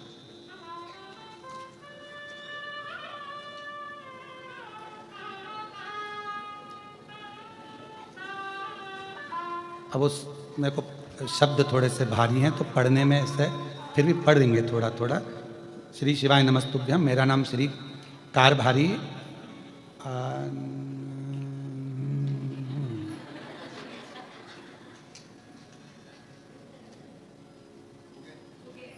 हो गया? अच्छा, आप ही ने लिखा है, हम समझ गए। प्रणाम। अब तुम ही बोल दो, तुम्हारा नाम क्या? कारभारी आंबू असुम्बा दूंगे और जादववाड़ी छत्रपति संभाजी नगर से हूँ। प्रणाम आपको। आपने एक पत्र में प्रश्न लिखा है कि कुछ ज्योतिर्लिंग ऐसे होते हैं जैसे हमारा कृष्णेश्वर महादेव, जहाँ पर पुरुष अंदर जाते हैं तो ऊपर का कपड़ा, शर्ट बनियान जो पहने होते हैं वो उतार दिया जाता है। ऐसा क्यों, किस लिए? ये 12वां ज्योतिर्लिंग है। कृष्णेश्वर महादेव कौन सा ज्योतिर्लिंग है? 12वां। आप जितने भी ज्योतिर्लिंग का दर्शन कर कर आए हो, यहां आने के बाद तुम में और भोलेनाथ में बीच में कोई पर्दा नहीं होना चाहिए, इसलिए वस्त्र को उतार दिया गया। यहां बीच में कोई पर्दा ना हो। तो फिर एक प्रश्न खड़ा हो जाता है कि पुरुषों के लिए ऐसा भाव? हाँ, क्योंकि मां जब वस्त्र धारण करती है तो वो मां उसकी करुणा और उसकी वात्सल्यता का वस्त्र पहनती है। जिस वात्सल्यता के वस्त्र में उसके हृदय में और शिव के भाव में कोई पर्दा नहीं रहता, इसलिए नारी को वस्त्र का भाव करनी। पर पुरुष के लिए ऊपर का वस्त्र उतारना, क्योंकि हृदय से परमात्मा के बीच में, आत्मा और परमात्मा के बीच में कोई पर्दा नहीं होना चाहिए, कोई पर्दा। फिर वही बात आ गई, तुझसे मिलने के लिए तेरी कसम, तुझसे मिलने के लिए तेरी कसम, एक मुलाकात जरूरी है। बीच में कोई पर्दा नहीं, ये आत्मा और परमात्मा, इसलिए इस पर्दे का क्या मोल? ये 12वां ज्योतिर्लिंग है। 12 ज्योतिर्लिंग में से किसी ज्योतिर्लिंग के ऊपर शंकर पार्वती नंदी पर बैठकर जाते हुए नजर नहीं आते, पर कृष्णेश्वर महादेव के शिखर पर, शिखर में शिव पार्वती नंदी पर बैठकर जा रहे हैं। मतलब अब शंकर पार्वती जी कह रहे हैं, तेरे 12 ज्योतिर्लिंग जब पूर्ण हो जाते हैं तो शिव और पार्वती तेरा कल्याण करने के लिए तुझे नंदी पर बिठा कर ले जाते हैं। क्यों चिंता? यहाँ से हमारी गंतव्य यात्रा पूर्ण हो जाती है। 12 ज्योतिर्लिंग पूर्ण, अपनी गाड़ी में बैठो, घर जाओ, 12 ज्योतिर्लिंग पूर्ण हो गए, अपने अपने घर को जाओ।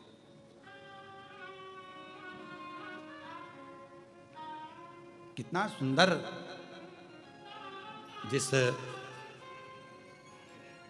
कृष्णेश्वर बाबा के ज्योतिर्लिंग के मंदिर का निर्माण स्वयं छत्रपति वीर शिवाजी के दादाजी ने कराया हो, और फिर उस मंदिर का निर्माण स्वयं माहिल्याबाई होलकर ने कराया हो, इतना पवित्र मंदिर का प्रांगण, जहाँ की शिला, जहाँ की शिखर आनंद दे। आप बैठो तो थोड़ा वहाँ, थोड़े बात मत करो, थोड़ा बैठ कर। कल हमने प्रयास करा था वहाँ पहुँच कर बाबा से हाल चाल जानने का, पर लोग ने हमारा जान लिया। प्रयास किया, वो वाला गीत है ना, तेरा पीछा ना छोड़ूंगी, तो थोड़ी देर बैठे, बात करें, उसके सामने बैठकर परमात्मा से हृदय की बात हो। मेरा कृष्णेश्वर नाथ, मेरा भोलेनाथ, जहां विद फैमिली आनंद के साथ सबके कल्याण के लिए आनंद से विराजमान है। एक एक पूरे मंदिर के शिखर में 21 हाथी बैठे हैं। तुमने गिने कि नहीं गिने पता नहीं, यहीं की यहीं रहते हो, कभी कभी तो गिन लिया करो। कितने? 21 हाथी पूरे शिखर के अंदर विराजमान है। अर्थात वह हाथी क्या कहते हैं? भगवान शंकर पार्वती जी से कहते हैं, जगत जननी, जो 12 ज्योतिर्लिंग की यात्रा पूर्ण कर कर कृष्णेश्वर आता है, उसके घर में अष्टलक्ष्मी नहीं, जिन लक्ष्मियों को मैंने जनमानस में संपूर्ण जगत के उद्धार के लिए 21 लक्ष्मियों की प्रागट्यता का वर्णन किया, वो 21 लक्ष्मियां संपूर्ण जगत के कल्याण के लिए प्रवेश कर जाती। अब वो दर्शन कर रहे हैं, हाथी बनाए, गज बनाए, हाथी बनाए, पर उस स्थान पर जब दर्शन करेंगे वो हाथी नहीं, स्वयं लक्ष्मी उस पर विराजमान होकर अलग अलग मार्ग से, तुम जहां निवास करने वाले हो, चाहे तुम पूरब में रहो, पश्चिम में रहो, उत्तर में रहो, दक्षिण में रहो, तुम जहां जाओगे तुम्हारे पीछे पीछे वो गज लक्ष्मी तुम्हारे पीछे पीछे आएगी और तुम्हारा भंडार भर कर जाएगी, क्योंकि कृष्णेश्वर बाबा का तुम दर्शन कर कर जाओ।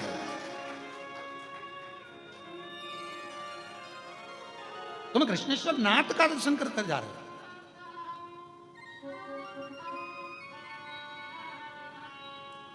एक एक बिंदु का स्मरण करो।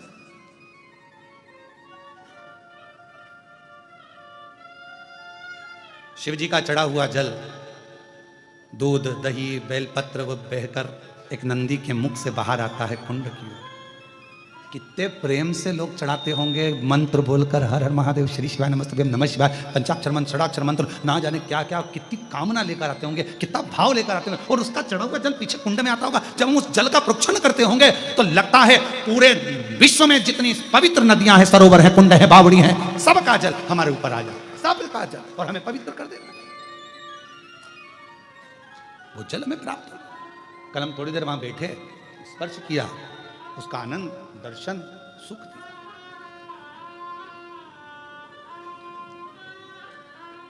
और जब हम उस पवित्र स्थल का दर्शन करने के लिए जाएं तो मन से कितने बड़े करोड़पति हो, धनपति हो, वैभवपति हो, सत्तापति हो, या जिसके भी पति हो, पर अपने भीतर से ये अहंकार निकाल, अपने भीतर से अहंकार निकालो, तब तुम परमात्मा के पास जाओ।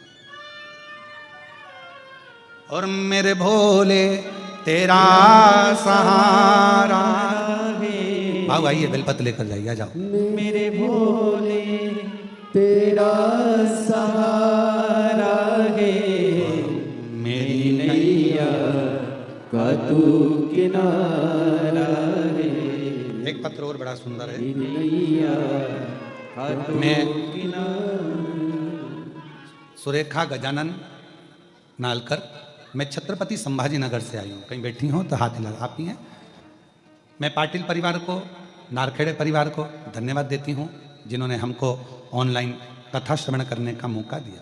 20 साल से हम किराए के मकान में रहते थे, हमारा खुद का मकान नहीं था, बहुत परेशानी का जीवन था, समझ नहीं आ रहा था क्या करें। तब पशुपति नाथ का व्रत किया और बाबा की कृपा से आज हमारे खुद के मकान में हम बैठे हैं। बाबा को हम धन्यवाद देने के लिए आए हैं। गुरुदेव, मेरे बेटे की सरकारी नौकरी नहीं थी, वो हताश हो गया था, आज बाबा ने उसकी सरकारी नौकरी भी लगा दी, इसलिए शिव जी को धन्यवाद देंगे। आ जाइए, बेलपत्र लेकर।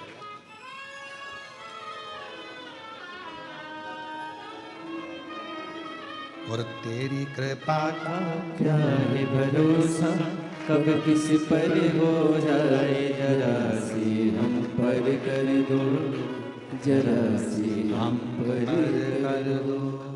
तेरी कृपा का क्या है भरोसा, कब किस पर हो जाए, जरा सी हम पर कर दो, जरा सी हम पर कर दो।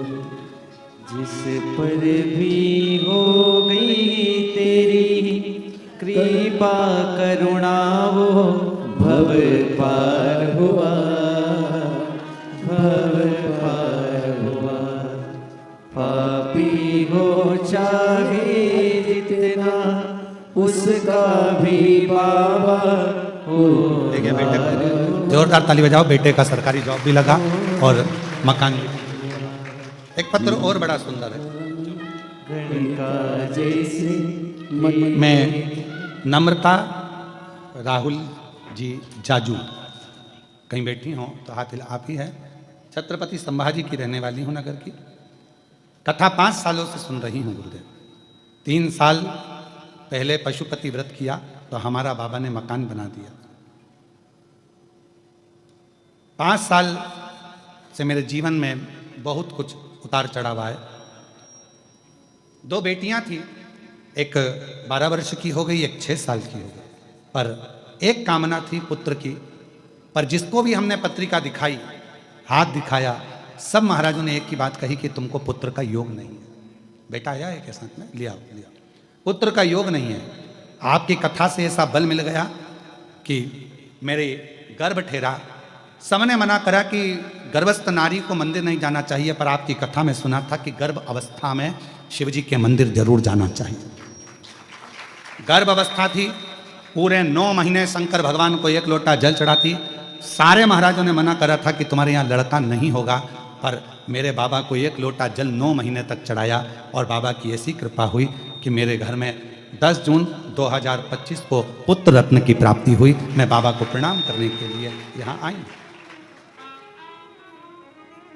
एक लाइन गुरुजी हम हमेशा गुनगुनाते हैं मंदिर में, तेरे दरबार की बाबा निराली शान देखी है, तेरे दरबार की बाबा निराली शान देखी है, तुझे देते नहीं देखा पर झोली भरी देखी, तुझे देते नहीं देखा पर झोली भरी देखी है। मुख दुनिया मोड़े बाबा तू मुखड़ा ना मोड़, मुख दुनिया मोड़े।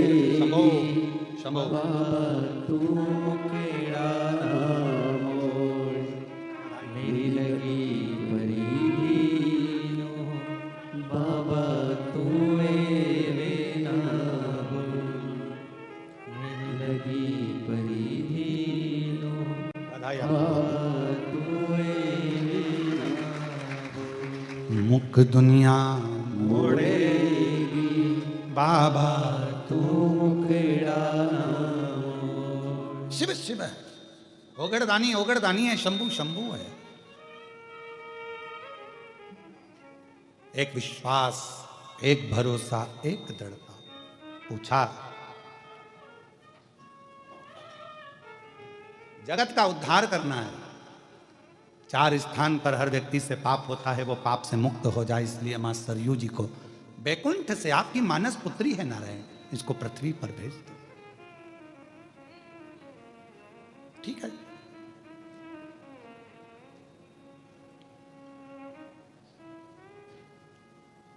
ले जाओ। पर सरयू जी का एक नियम है, शिव साधना करने वाले के सम्मुख से सरयू निकल कर नहीं जा सकती, क्योंकि सरयू शंकर की आराधना में लीन रहती, शिव का सम्मान।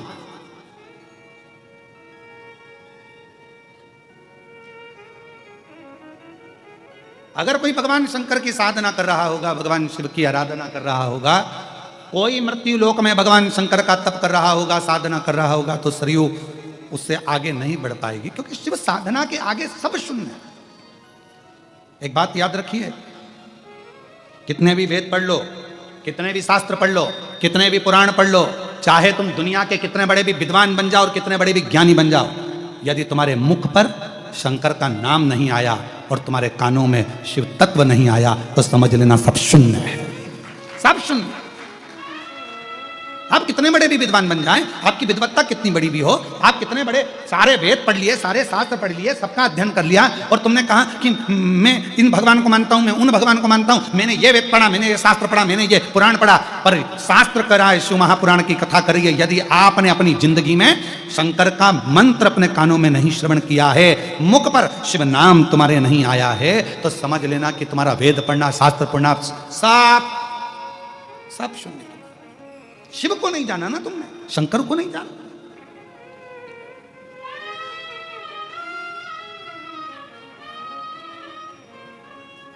दुनिया में जितने भी व्रत होते हैं ना, ये माताएं जितने व्रत करती है, पुरुष जितने व्रत करते हैं, सोमवार का व्रत करो, मंगलवार का व्रत करो, शनिवार का व्रत करो, आप चाहे शनि महाराज का कर लो, चाहे गुरु महाराज का कर लो, चाहे कोई सा भी व्रत कर लो, कोई ने बता दिया ये व्रत कर लो, सारे व्रतों का पुण्य कम मिलता है। तो शिव महापुराण की कथा कहती है व्रत कोई से भी देवता का करो, पर फल तो शंकर भगवान जब तक नहीं बोलेंगे तब तक तुम्हें प्राप्त हो ही नहीं सकता। शिव की आज्ञा होगी, इसने माता जी का व्रत करा है, शंकर की आज्ञा होगी, वर दीजिए, फल दीजिए तो मिले। बिना शिव के हम अधूरे हैं, अधूरे। शंकर भगवान के बिना हम अधूरे हैं, हमारे अधूरता है, बिल्कुल अधूरे। तो कोई कहते मैं इतना विद्वान हूं, मैं इतना प्रखर विद्वान हूं, मैंने इतनी विद्वत्ता, मैंने ये वाले पुराण पढ़े, मैंने ये वाले शास्त्र पढ़े। और अगर विद्वान और शास्त्र और पुराण पढ़ के बैठे हैं तो मेरा निवेदन है वो शिव की निंदा कभी ना करें, क्योंकि शंकर के बिना गति नहीं है, शंकर के बिना मति नहीं है, शंकर के बिना सत्य नहीं है, शंकर के बिना सुंदरता नहीं है, और शंकर के बिना शिव स्वयं नहीं, शंकर के बिना मुक्ति नहीं है। शिव मुक्ति के दाता भी है। कोई शंकर का भजन करने वाला बैठा है, कोई शिव की आराधना करने वाला बैठा है, कोई शंकर की उपासना करने वाला बैठा है, कोई भगवान शंकर की आराधना में डूबा हुआ है, कोई मस्तक पर त्रिपुंड लगाया हुआ है, गले में रुद्राक्ष धारण करा हुआ है, शिव नाम मुख पर है, श्री शिवाय नमस्तुभ्यम भगवान के मंत्र के उच्चारण कर रहा है, रुद्राक्ष धारण करा हुआ है, मस्तक पर तिलक लगा हुआ है, उसके सामने से तो स्वयं काल को भी सोचना पड़ता है निकलने से पहले। तो भगवान नारायण कह रहे हैं अगर पृथ्वी पर कोई शंकर की आराधना कर रहा होगा तो सरयू आगे नहीं बढ़ सकती, सरयू आगे नहीं बढ़ पाएगी। पहले आप देख लो, ब्रह्मर्षि वशिष्ठ जी, पहले विचार कर लिए, ब्रह्मर्षि वशिष्ठ जी सरयू जी को लेकर जा रहे हो, पर कहीं पर यदि शिव की आराधना चल रही होगी, शंकर का तप चल रहा होगा तो सरयू नहीं बढ़ेगी। वशिष्ठ जी ने, ब्रह्मर्षि वशिष्ठ जी ने ध्यान लगाकर देखा कि कौन सा रोड अच्छा है जहां पर ट्रैफिक नहीं हो। लोग कहते हैं आज के समय में गूगल पे सर्च करा जाता है मैप, क्या बोलते हैं हितेश, रोड मैप ही बोलते हैं, गूगल पे सर्च करते हैं आज के समय में। ये कथा कब की है? उस समय पे उन्होंने सर्च कर लिया था कि कौन सा रोड क्लियर है, रोड कौन सा क्लियर है उस समय सर्च कर लिया। पूरब से जाऊं, पश्चिम से जाऊं, उत्तर से जाऊं, दक्षिण से जाऊं, कहां से जाऊं? फिर विचार किया और शंभु विचार करा जाने के लिए कौन सा मार्ग पकड़ा जाए। तब एक मार्ग देखा जिस मार्ग में कोई भी शिव की साधना नहीं कर रहा था, एक मार्ग। ब्रह्मर्षि वशिष्ठ बाबा ने भगवान नारायण से हाथ जोड़कर कहा मैं सरयू माता को ले जाऊं? हाँ ले जाओ। जनमानस के कल्याण के लिए? हाँ ले जाओ। जगत के उद्धार के लिए? हाँ ले जाओ, ले जाओ। चले। सरयू जी ने कहा मैं अपने ब्रह्मा जी से मैं वर लेकर आऊं। ब्रह्मा जी को प्रणाम करा मां सरयू ने, नारायण भगवान को प्रणाम करा मां सरयू ने, मां लक्ष्मी को नमन किया मां सरयू ने, इंद्रदेव को नमन करती हुई मां सरयू ब्रह्मर्षि वशिष्ठ के साथ चल दी। भागीरथ जी गंगा जी को लाए थे, ब्रह्मर्षि वशिष्ठ किसको लाए हैं? जम के बोलो, सरयू। चलते चलते चलते चलते जिस मार्ग पर इन्होंने सर्च करा था रोड क्लियर है, ट्रैफिक जाम नहीं मिलेगा, उसी रोड पे आगे चलते चलते स्वयं मार्कंडे ऋषि बैठकर तप कर रहे थे, और वो भी शंकर जी का ट्रैफिक जाम। मार्कंडे ऋषि तप कर रहे हैं और मार्कंडे ऋषि तप में लीन, शिव नाम में, शंकर के नाम में। श्री श्री शिवाय नमस्तु, श्री शिवाय नमस्तु, श्री शिवाय नमस्तु, श्री शिवाय नमस्तु, श्री शिवाय नमस्तु, श्री शिवाय नमस्तु। मार्कंडे बाबा तप कर रहे हैं, साधना कर रहे हैं, शिव नाम जप रहे हैं। उनको क्रॉस कौन करे? हमारे यहाँ शिव महापुराण की व्यासपीठ का एक नियम है, सबको याद है वो नियम। जहां कथा होती है उसके सामने का जो स्थान होता है वो नंदी का स्थान होता है, जो एकाग्रता में कथा को श्रवण करता है। इसलिए शिव महापुराण का पूजन करने वाले किसी भी व्यक्ति को हम सामने नहीं जाने देते। अगर क्रॉस करना है पीछे से करो, साइड में खड़े हो, आरती करना है साइड में, यहां खड़े हो साइड में, बेलपत्र पर सामने नहीं आने देते। वो नंदी का स्थल है। जब शिव की आराधना होती है, एकाग्र चित्ता में कोई डूबा रहता है, उसके सामने से निकला नहीं जाता।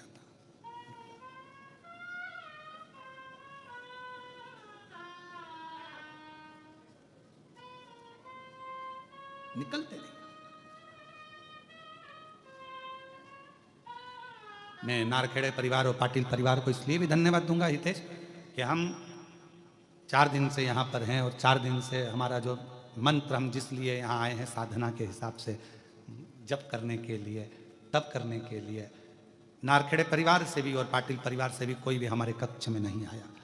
यहाँ तक कि हम जिस कक्ष में रहते हैं उसकी गली में भी ये लोग क्रॉस नहीं कर रहे, कि भगवत भजन में ये लोग डूब रहे हैं। एक साधना। कल हम खुद हितेश से बोले कि वो कृष्णेश्वर प्रतिष्ठान वाले जो हमें सब शिव जी को 1 लोटा जल ज़्यादा चढ़ाते थे कि कृष्णेश्वर में शिव महापुराण की कथा हो जाए, कथा हो जाए, कथा हो जाए, और ये 25 बार सियोर बोल के आए होंगे, गुरु जी कोई ऑनलाइन कथा ही कृष्णेश्वर दे दो पर करो। मैं कृष्णेश्वर प्रतिष्ठान वालों को भी बहुत धन्यवाद दूंगा कि उनका भाव इतना शुद्ध है कि वो शिव के प्रति उनका समय प्रतिष्ठा साधुता या बहुत शिव कृपा है, शंकर की। आओ जरा इधर आओ, प्रतिष्ठान वाले इधर आओ, जरा इधर आओ, एक जनी आ जाओ, कोई भी आओ, एक माला साधु।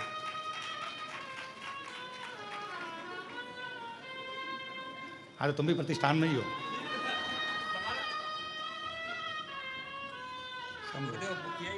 हाँ।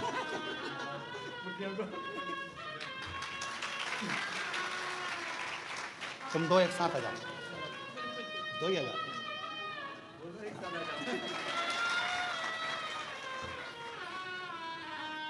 शिव कृपा है, ये शंकर की उदारता, एक विश्वास। मार्कंडे बाबा के तप साधना में लगे। अब तप साधना वो भी शिव की, शंकर भगवान की। सोचा ही नहीं था, हमने तो पूरा नेट सर्च करा था तो रास्ता क्लियर था, यहां तो कोई तप होना ही नहीं था।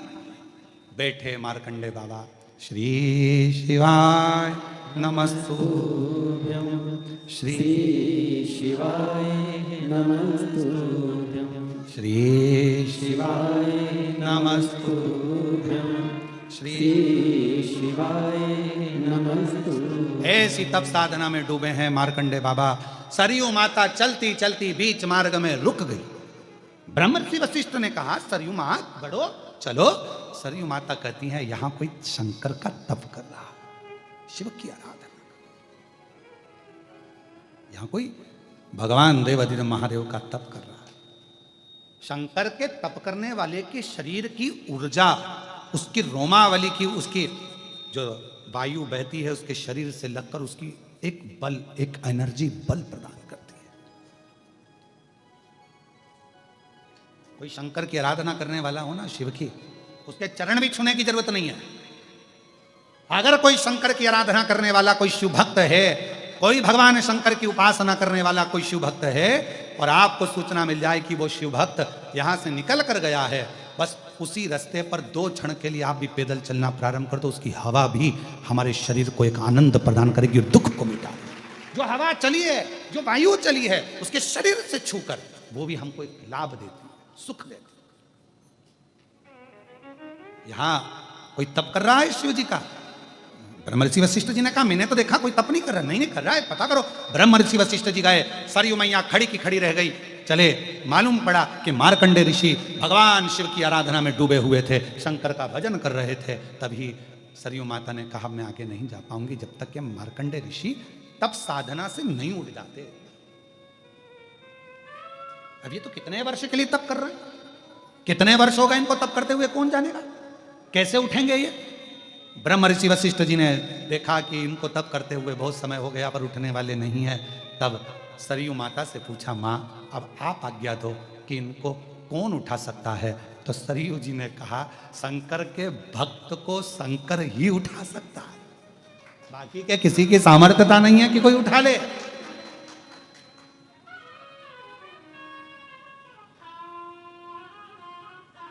शिव महापुराण की वायव्य संहिता को पढ़ना, गीता प्रेस गोरखपुर की शिव पुराण लेकर आओ, उसकी वायव्य संहिता को पढ़िए कि शंकर भगवान की आराधना करने वाला, शिव की उपासना करने वाला, शंकर भगवान पर एक लोटा जल चढ़ाने वाला, शंकर भगवान के मंदिर अगर किसी के घर से कोई रोज जाता है, उस घर के अंदर ना तो कभी टोना होता है, ना कभी टोटका होता है, ना उस घर का बाल बांका होता है। क्यों? क्योंकि वो शंकर का घर होता है, शिव का घर। वो किसकी सामर्थ्यता है कि कोई कर दे? शंकर की आराधना। इसलिए आप सबसे निवेदन है, घर में जब भी फुर्सत मिला करे, जितने आस्था चैनल पर कथा सुन रहे हैं, जितने फेसबुक यूट्यूब पर कथा श्रवण कर रहे हैं, जितने मोबाइल पर कथा श्रवण कर रहे हैं, और जितने इस कृष्णेश्वर बाबा के पवित्र प्रांगण में बैठकर उनकी गोद में बैठकर कथा सुन रहे हैं, उनसे भी निवेदन करूंगा, घर में 5 minute, 7 minute, 2 minute, 1 minute Shri शिवाय नमस्तुभ्यम बोला करो, जिससे तुम्हारा घर शंकर का घर रहे और उस घर में किसी की हिम्मत नहीं कि कोई कुछ कर दे। तो कहा शिव के भक्त को केवल शिव ही उठा सकते हैं, बाकी का कोई नहीं उठा सकता।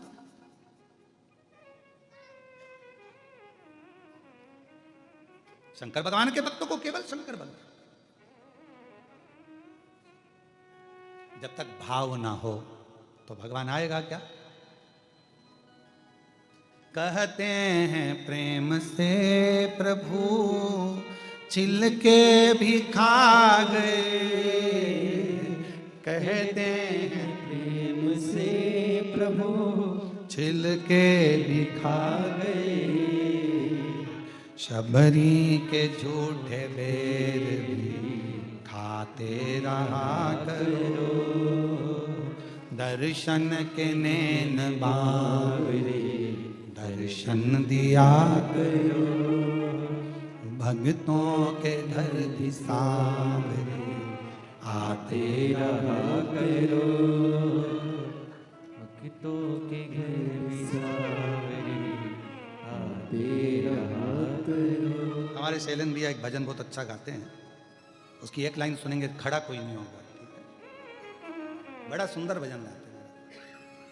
कभी फुर्सत हो तो डमरूधर निर्धन के घर भी आ जाना, कभी फुर्सत हो तो डमरूधर निर्धन के घर भी आ जाना, कभी फुर्सत हो तो डमरूधर निर्धन के घर भी आ जाना, जो रूखा सूखा दिया हमें उसका भी भोग लगा जाना, जो सूखा सूखा शंभो उसका भी भोग हे डमरू वाले, हे शंकर,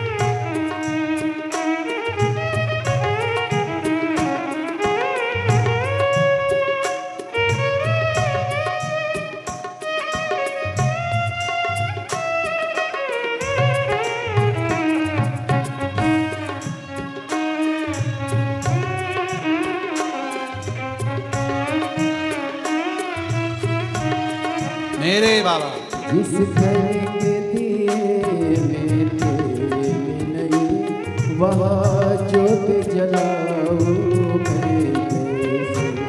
जिस घर के दिए में तेल नहीं, वहाँ ज्योत जलाऊं मैं कैसे। खुद ही बिछौना धरती पर तेरे बाबा तेरी सेज सजाऊं मैं कैसे। मेरा खुद ही बिछौना धरती पर तेरी सेज सजाऊं मैं कैसे। जहाँ मैं बैठा वहीं बैठ के बाबा भक्तों का दिल बहला जाना। जहाँ मैं बैठा वहीं बैठ के बाबा बच्चों का दिल बहला जाना। कभी फुर्सत हो तो डमरू धर निर्धन के घर आ जाना। कभी फुर्सत हो तो डमरू धर निर्धन के घर आ जाना। कभी फुर्सत हो तो डमरू धर निर्धन के घर भी आ जाना।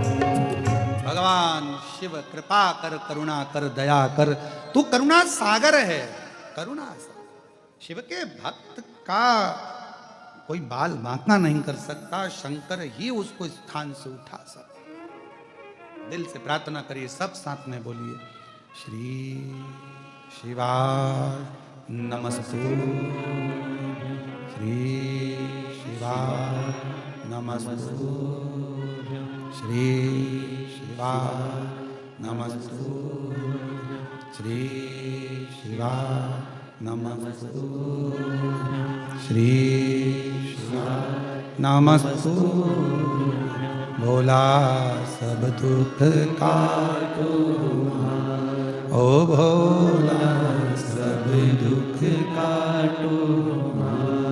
शिव शंकर जपो तेरी माला, भोले बाबा जपो तेरी माला। भोला सब दुख काटो हमारा, ओ भोला सब दुख काटो हमारा। वैश मंगल मंगलकारी, वैश मंगल मंगलकारी। शमशान वासी हमारा, शमशान वासी हमारा। ओ भोला सब दुख काटो हमारा, ओ भोला सब दुख काटो हमारा।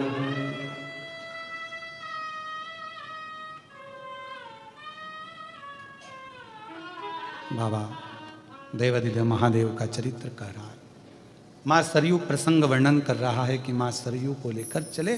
कौन उठाए मार्कंडे बाबा को, जो शिव की आराधना कर रहे हैं, शंकर का तप कर रहे हैं। सरयू माता ने कहा, शिव के सिवाय इनको कोई नहीं उठा सकता। ब्रह्म ऋषि वशिष्ठ बाबा ने शिव जी से प्रार्थना करी, सरयू जा रही है, जब तक तप चलेगा मार्ग काट नहीं सकती सरयू। आप कृपा करो, विनय है, निवेदन है, कहो। शंकर भगवान ने तुरंत कह दिया, वशिष्ठ जी आप जाइए, मैं सरयू जी के लिए मार्ग बनाता हूं। भगवान शंकर ने पार्वती माता को गाय का रूप रखकर भेज दिया और कह दिया कि जाओ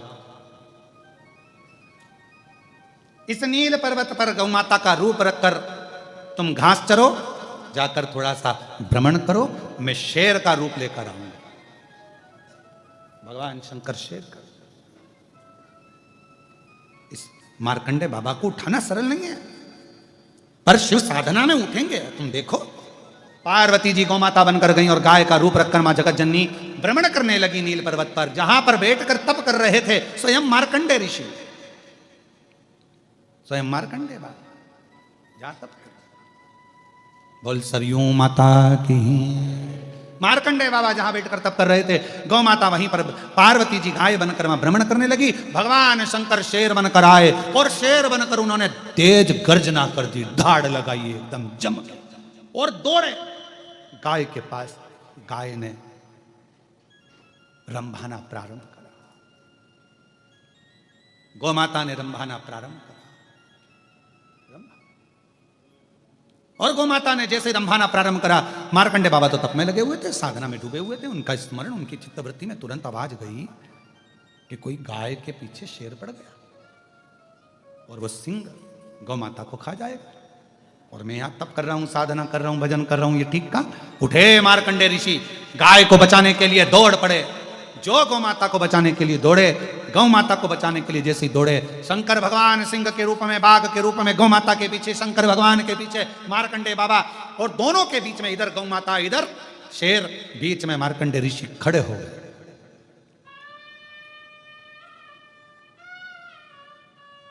बाघ का रूप रखे हुए जो भगवान शंकर को मार्कंडे बाबा ने देखा, शिव का भक्त शिव जी को पहचान जाता है, शंकर को पहचान जाता। कई लोग कहते हैं गुरुजी कुबेरेश्वर धाम पे इतने भक्त आते हैं, आप कैसे कह सकते हैं कि शंकर का प्रिय भक्त कौन? हमने कहा उसका चेहरा बोल जाता है, चेहरा बोल, उसकी भक्ति कितनी प्रबल है उसका भाव बोलेगा। मार्कंडे ऋषि ने जो शंकर जी को देखा शेर के रूप में, मार्कंडे बाबा बोले मेरे भोलेनाथ, मैं तो तप कर रहा था तुम्हें बुलाने के लिए, तुम यहां शेर बनकर कब आए? और जो पीछे पलट कर देखा तो जो गौ माता थी वो पार्वती जी थी। मार्कंडे ऋषि ने कहा ऐसा दर्शन तो कभी किसी को हुआ ही नहीं, कभी नहीं हुआ। आज मेरे ऊपर इतनी करुणा कैसे कर दी? एकदम मम्मी टॉफी निकाल कर दे दे तो बच्चा भी डिप्रेशन में आ जाता है। आज बात क्या है? तब समझ में आया कि मम्मी ने टॉफी निकाल के इसलिए दी थी कि बुआ आई है तो दादी के कमरे में बैठे रहना, क्या क्या दादी दे रही है बताते रहे। आज समझ में आया कि टॉफी क्यों दी है, समझ। फिर तो दादी कहती है चल जा मम्मी के पास जा। नहीं जाऊंगा, बुलाऊं तेरी मम्मी को? बुला लो, उन्हीं ने कहा है वहीं बैठे रहना, जब तक बुआ है तब तक वहीं बैठे रहे। तो मार्कंडे जी ने कहा जरूर कोई बात है, क्या चाहिए, क्या हो गया? आप अगर यहां आए हो तो जरूर कोई बात होगी।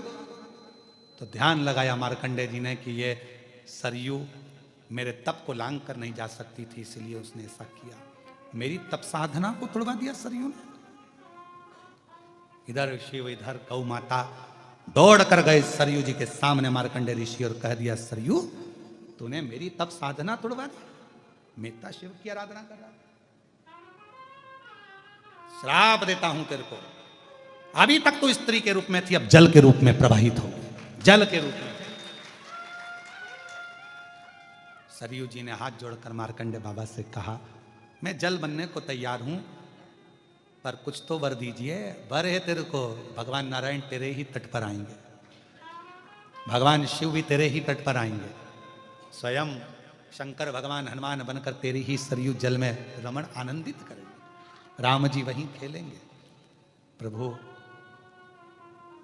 आपने मुझे श्राप तो दिया कि मैंने आपका तप तोड़ दिया, पर आपको खुशी नहीं हुई कि तप भी टूटा तो महादेव ने स्वयं तोड़ा और महादेव का पार्वती के साथ दर्शन हुआ। मार्कंडे जी की आंख में जल भर गया। मैं तो ये भूल ही गया था, मैं ये भूल गया कि शिव मेरे सामने थे। शंकर भगवान का तप कर रहा था उनके दर्शन के लिए, अकेले के लिए। यहां तो दोनों के हो गए सरयू तेरे चक्कर में, दोनों। ये बड़ी कृपा हुई।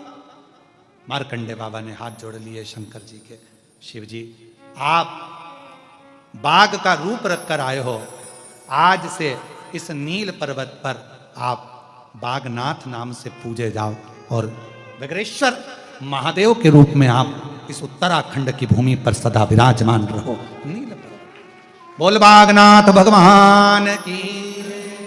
शिव उस बागनाथ शिवलिंग के रूप में विराजमान हो गए, जिसका निर्माण स्वयं भगवान शंकर के ही गण ने किया।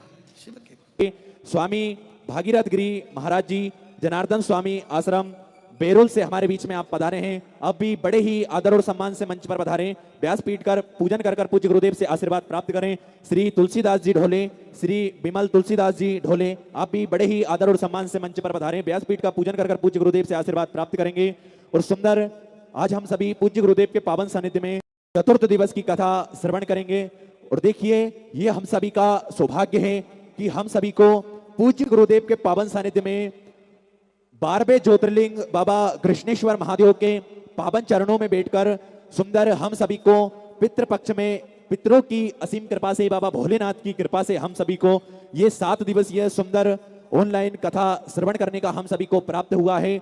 और देखिए कहीं ना कहीं हमारे ऊपर पितरों की कृपा, बाबा भोलेनाथ की कृपा जब होती है तो हम सभी ऐसे सुंदर कार्य में, ऐसी सुंदर कथाओं में श्रवण करने का हम सभी को सुंदर सौभाग्य प्राप्त होता है। और देखिए पितृपक्ष में जो भी भक्त पितरों के निमित्त भोजन भंडारा पूज्य गुरुदेव के पावन सानिध्य में, जो कि कुबरेश्वर धाम पर भव्य बड़ी भोजनशाला चलती है, उस भोजनशाला में आप भी अपनी सुंदर सी योग राशि समर्पित कर कर पूज्य गुरुदेव के पावन सानिध्य में सेवा के लाभ ले सकते हैं।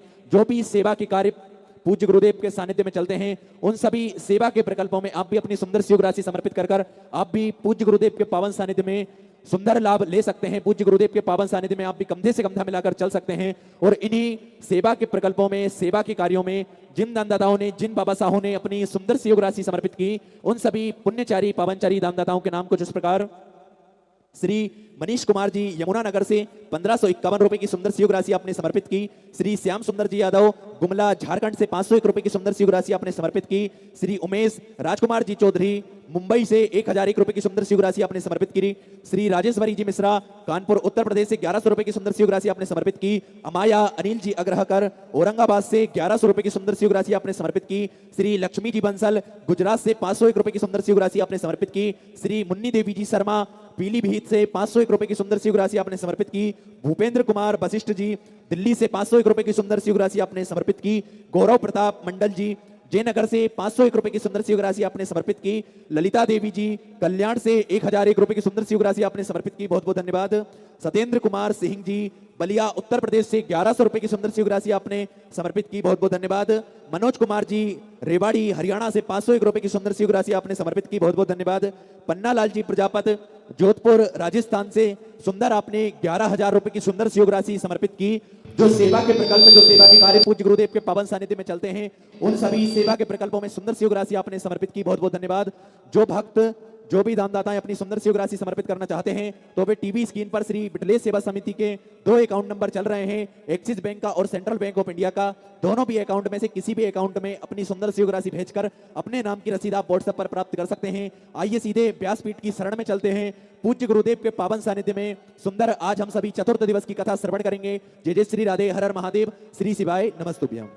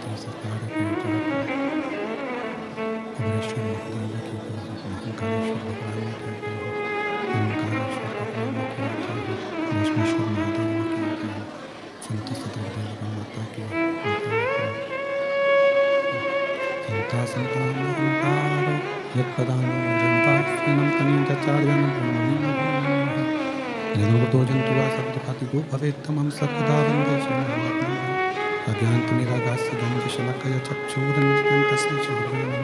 नमामि हृदये श्रीनिवासजगदीशं लक्ष्मीशास्त्रं सर्वाणि कलानिधिं चतुर्विश्व चतुर्विश्व चतुर्विश्व विस्तव सृजाए देव स्वपंचदा हृदय।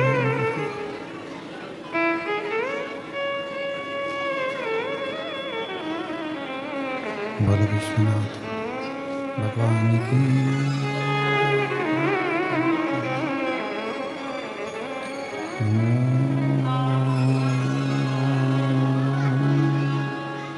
नमः शिवाय।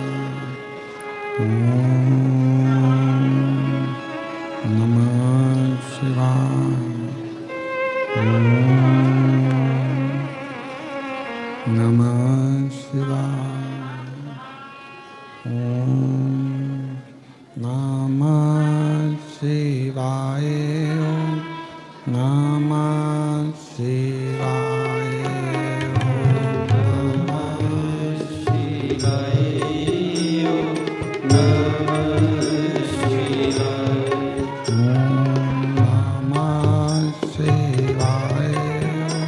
शिवाय।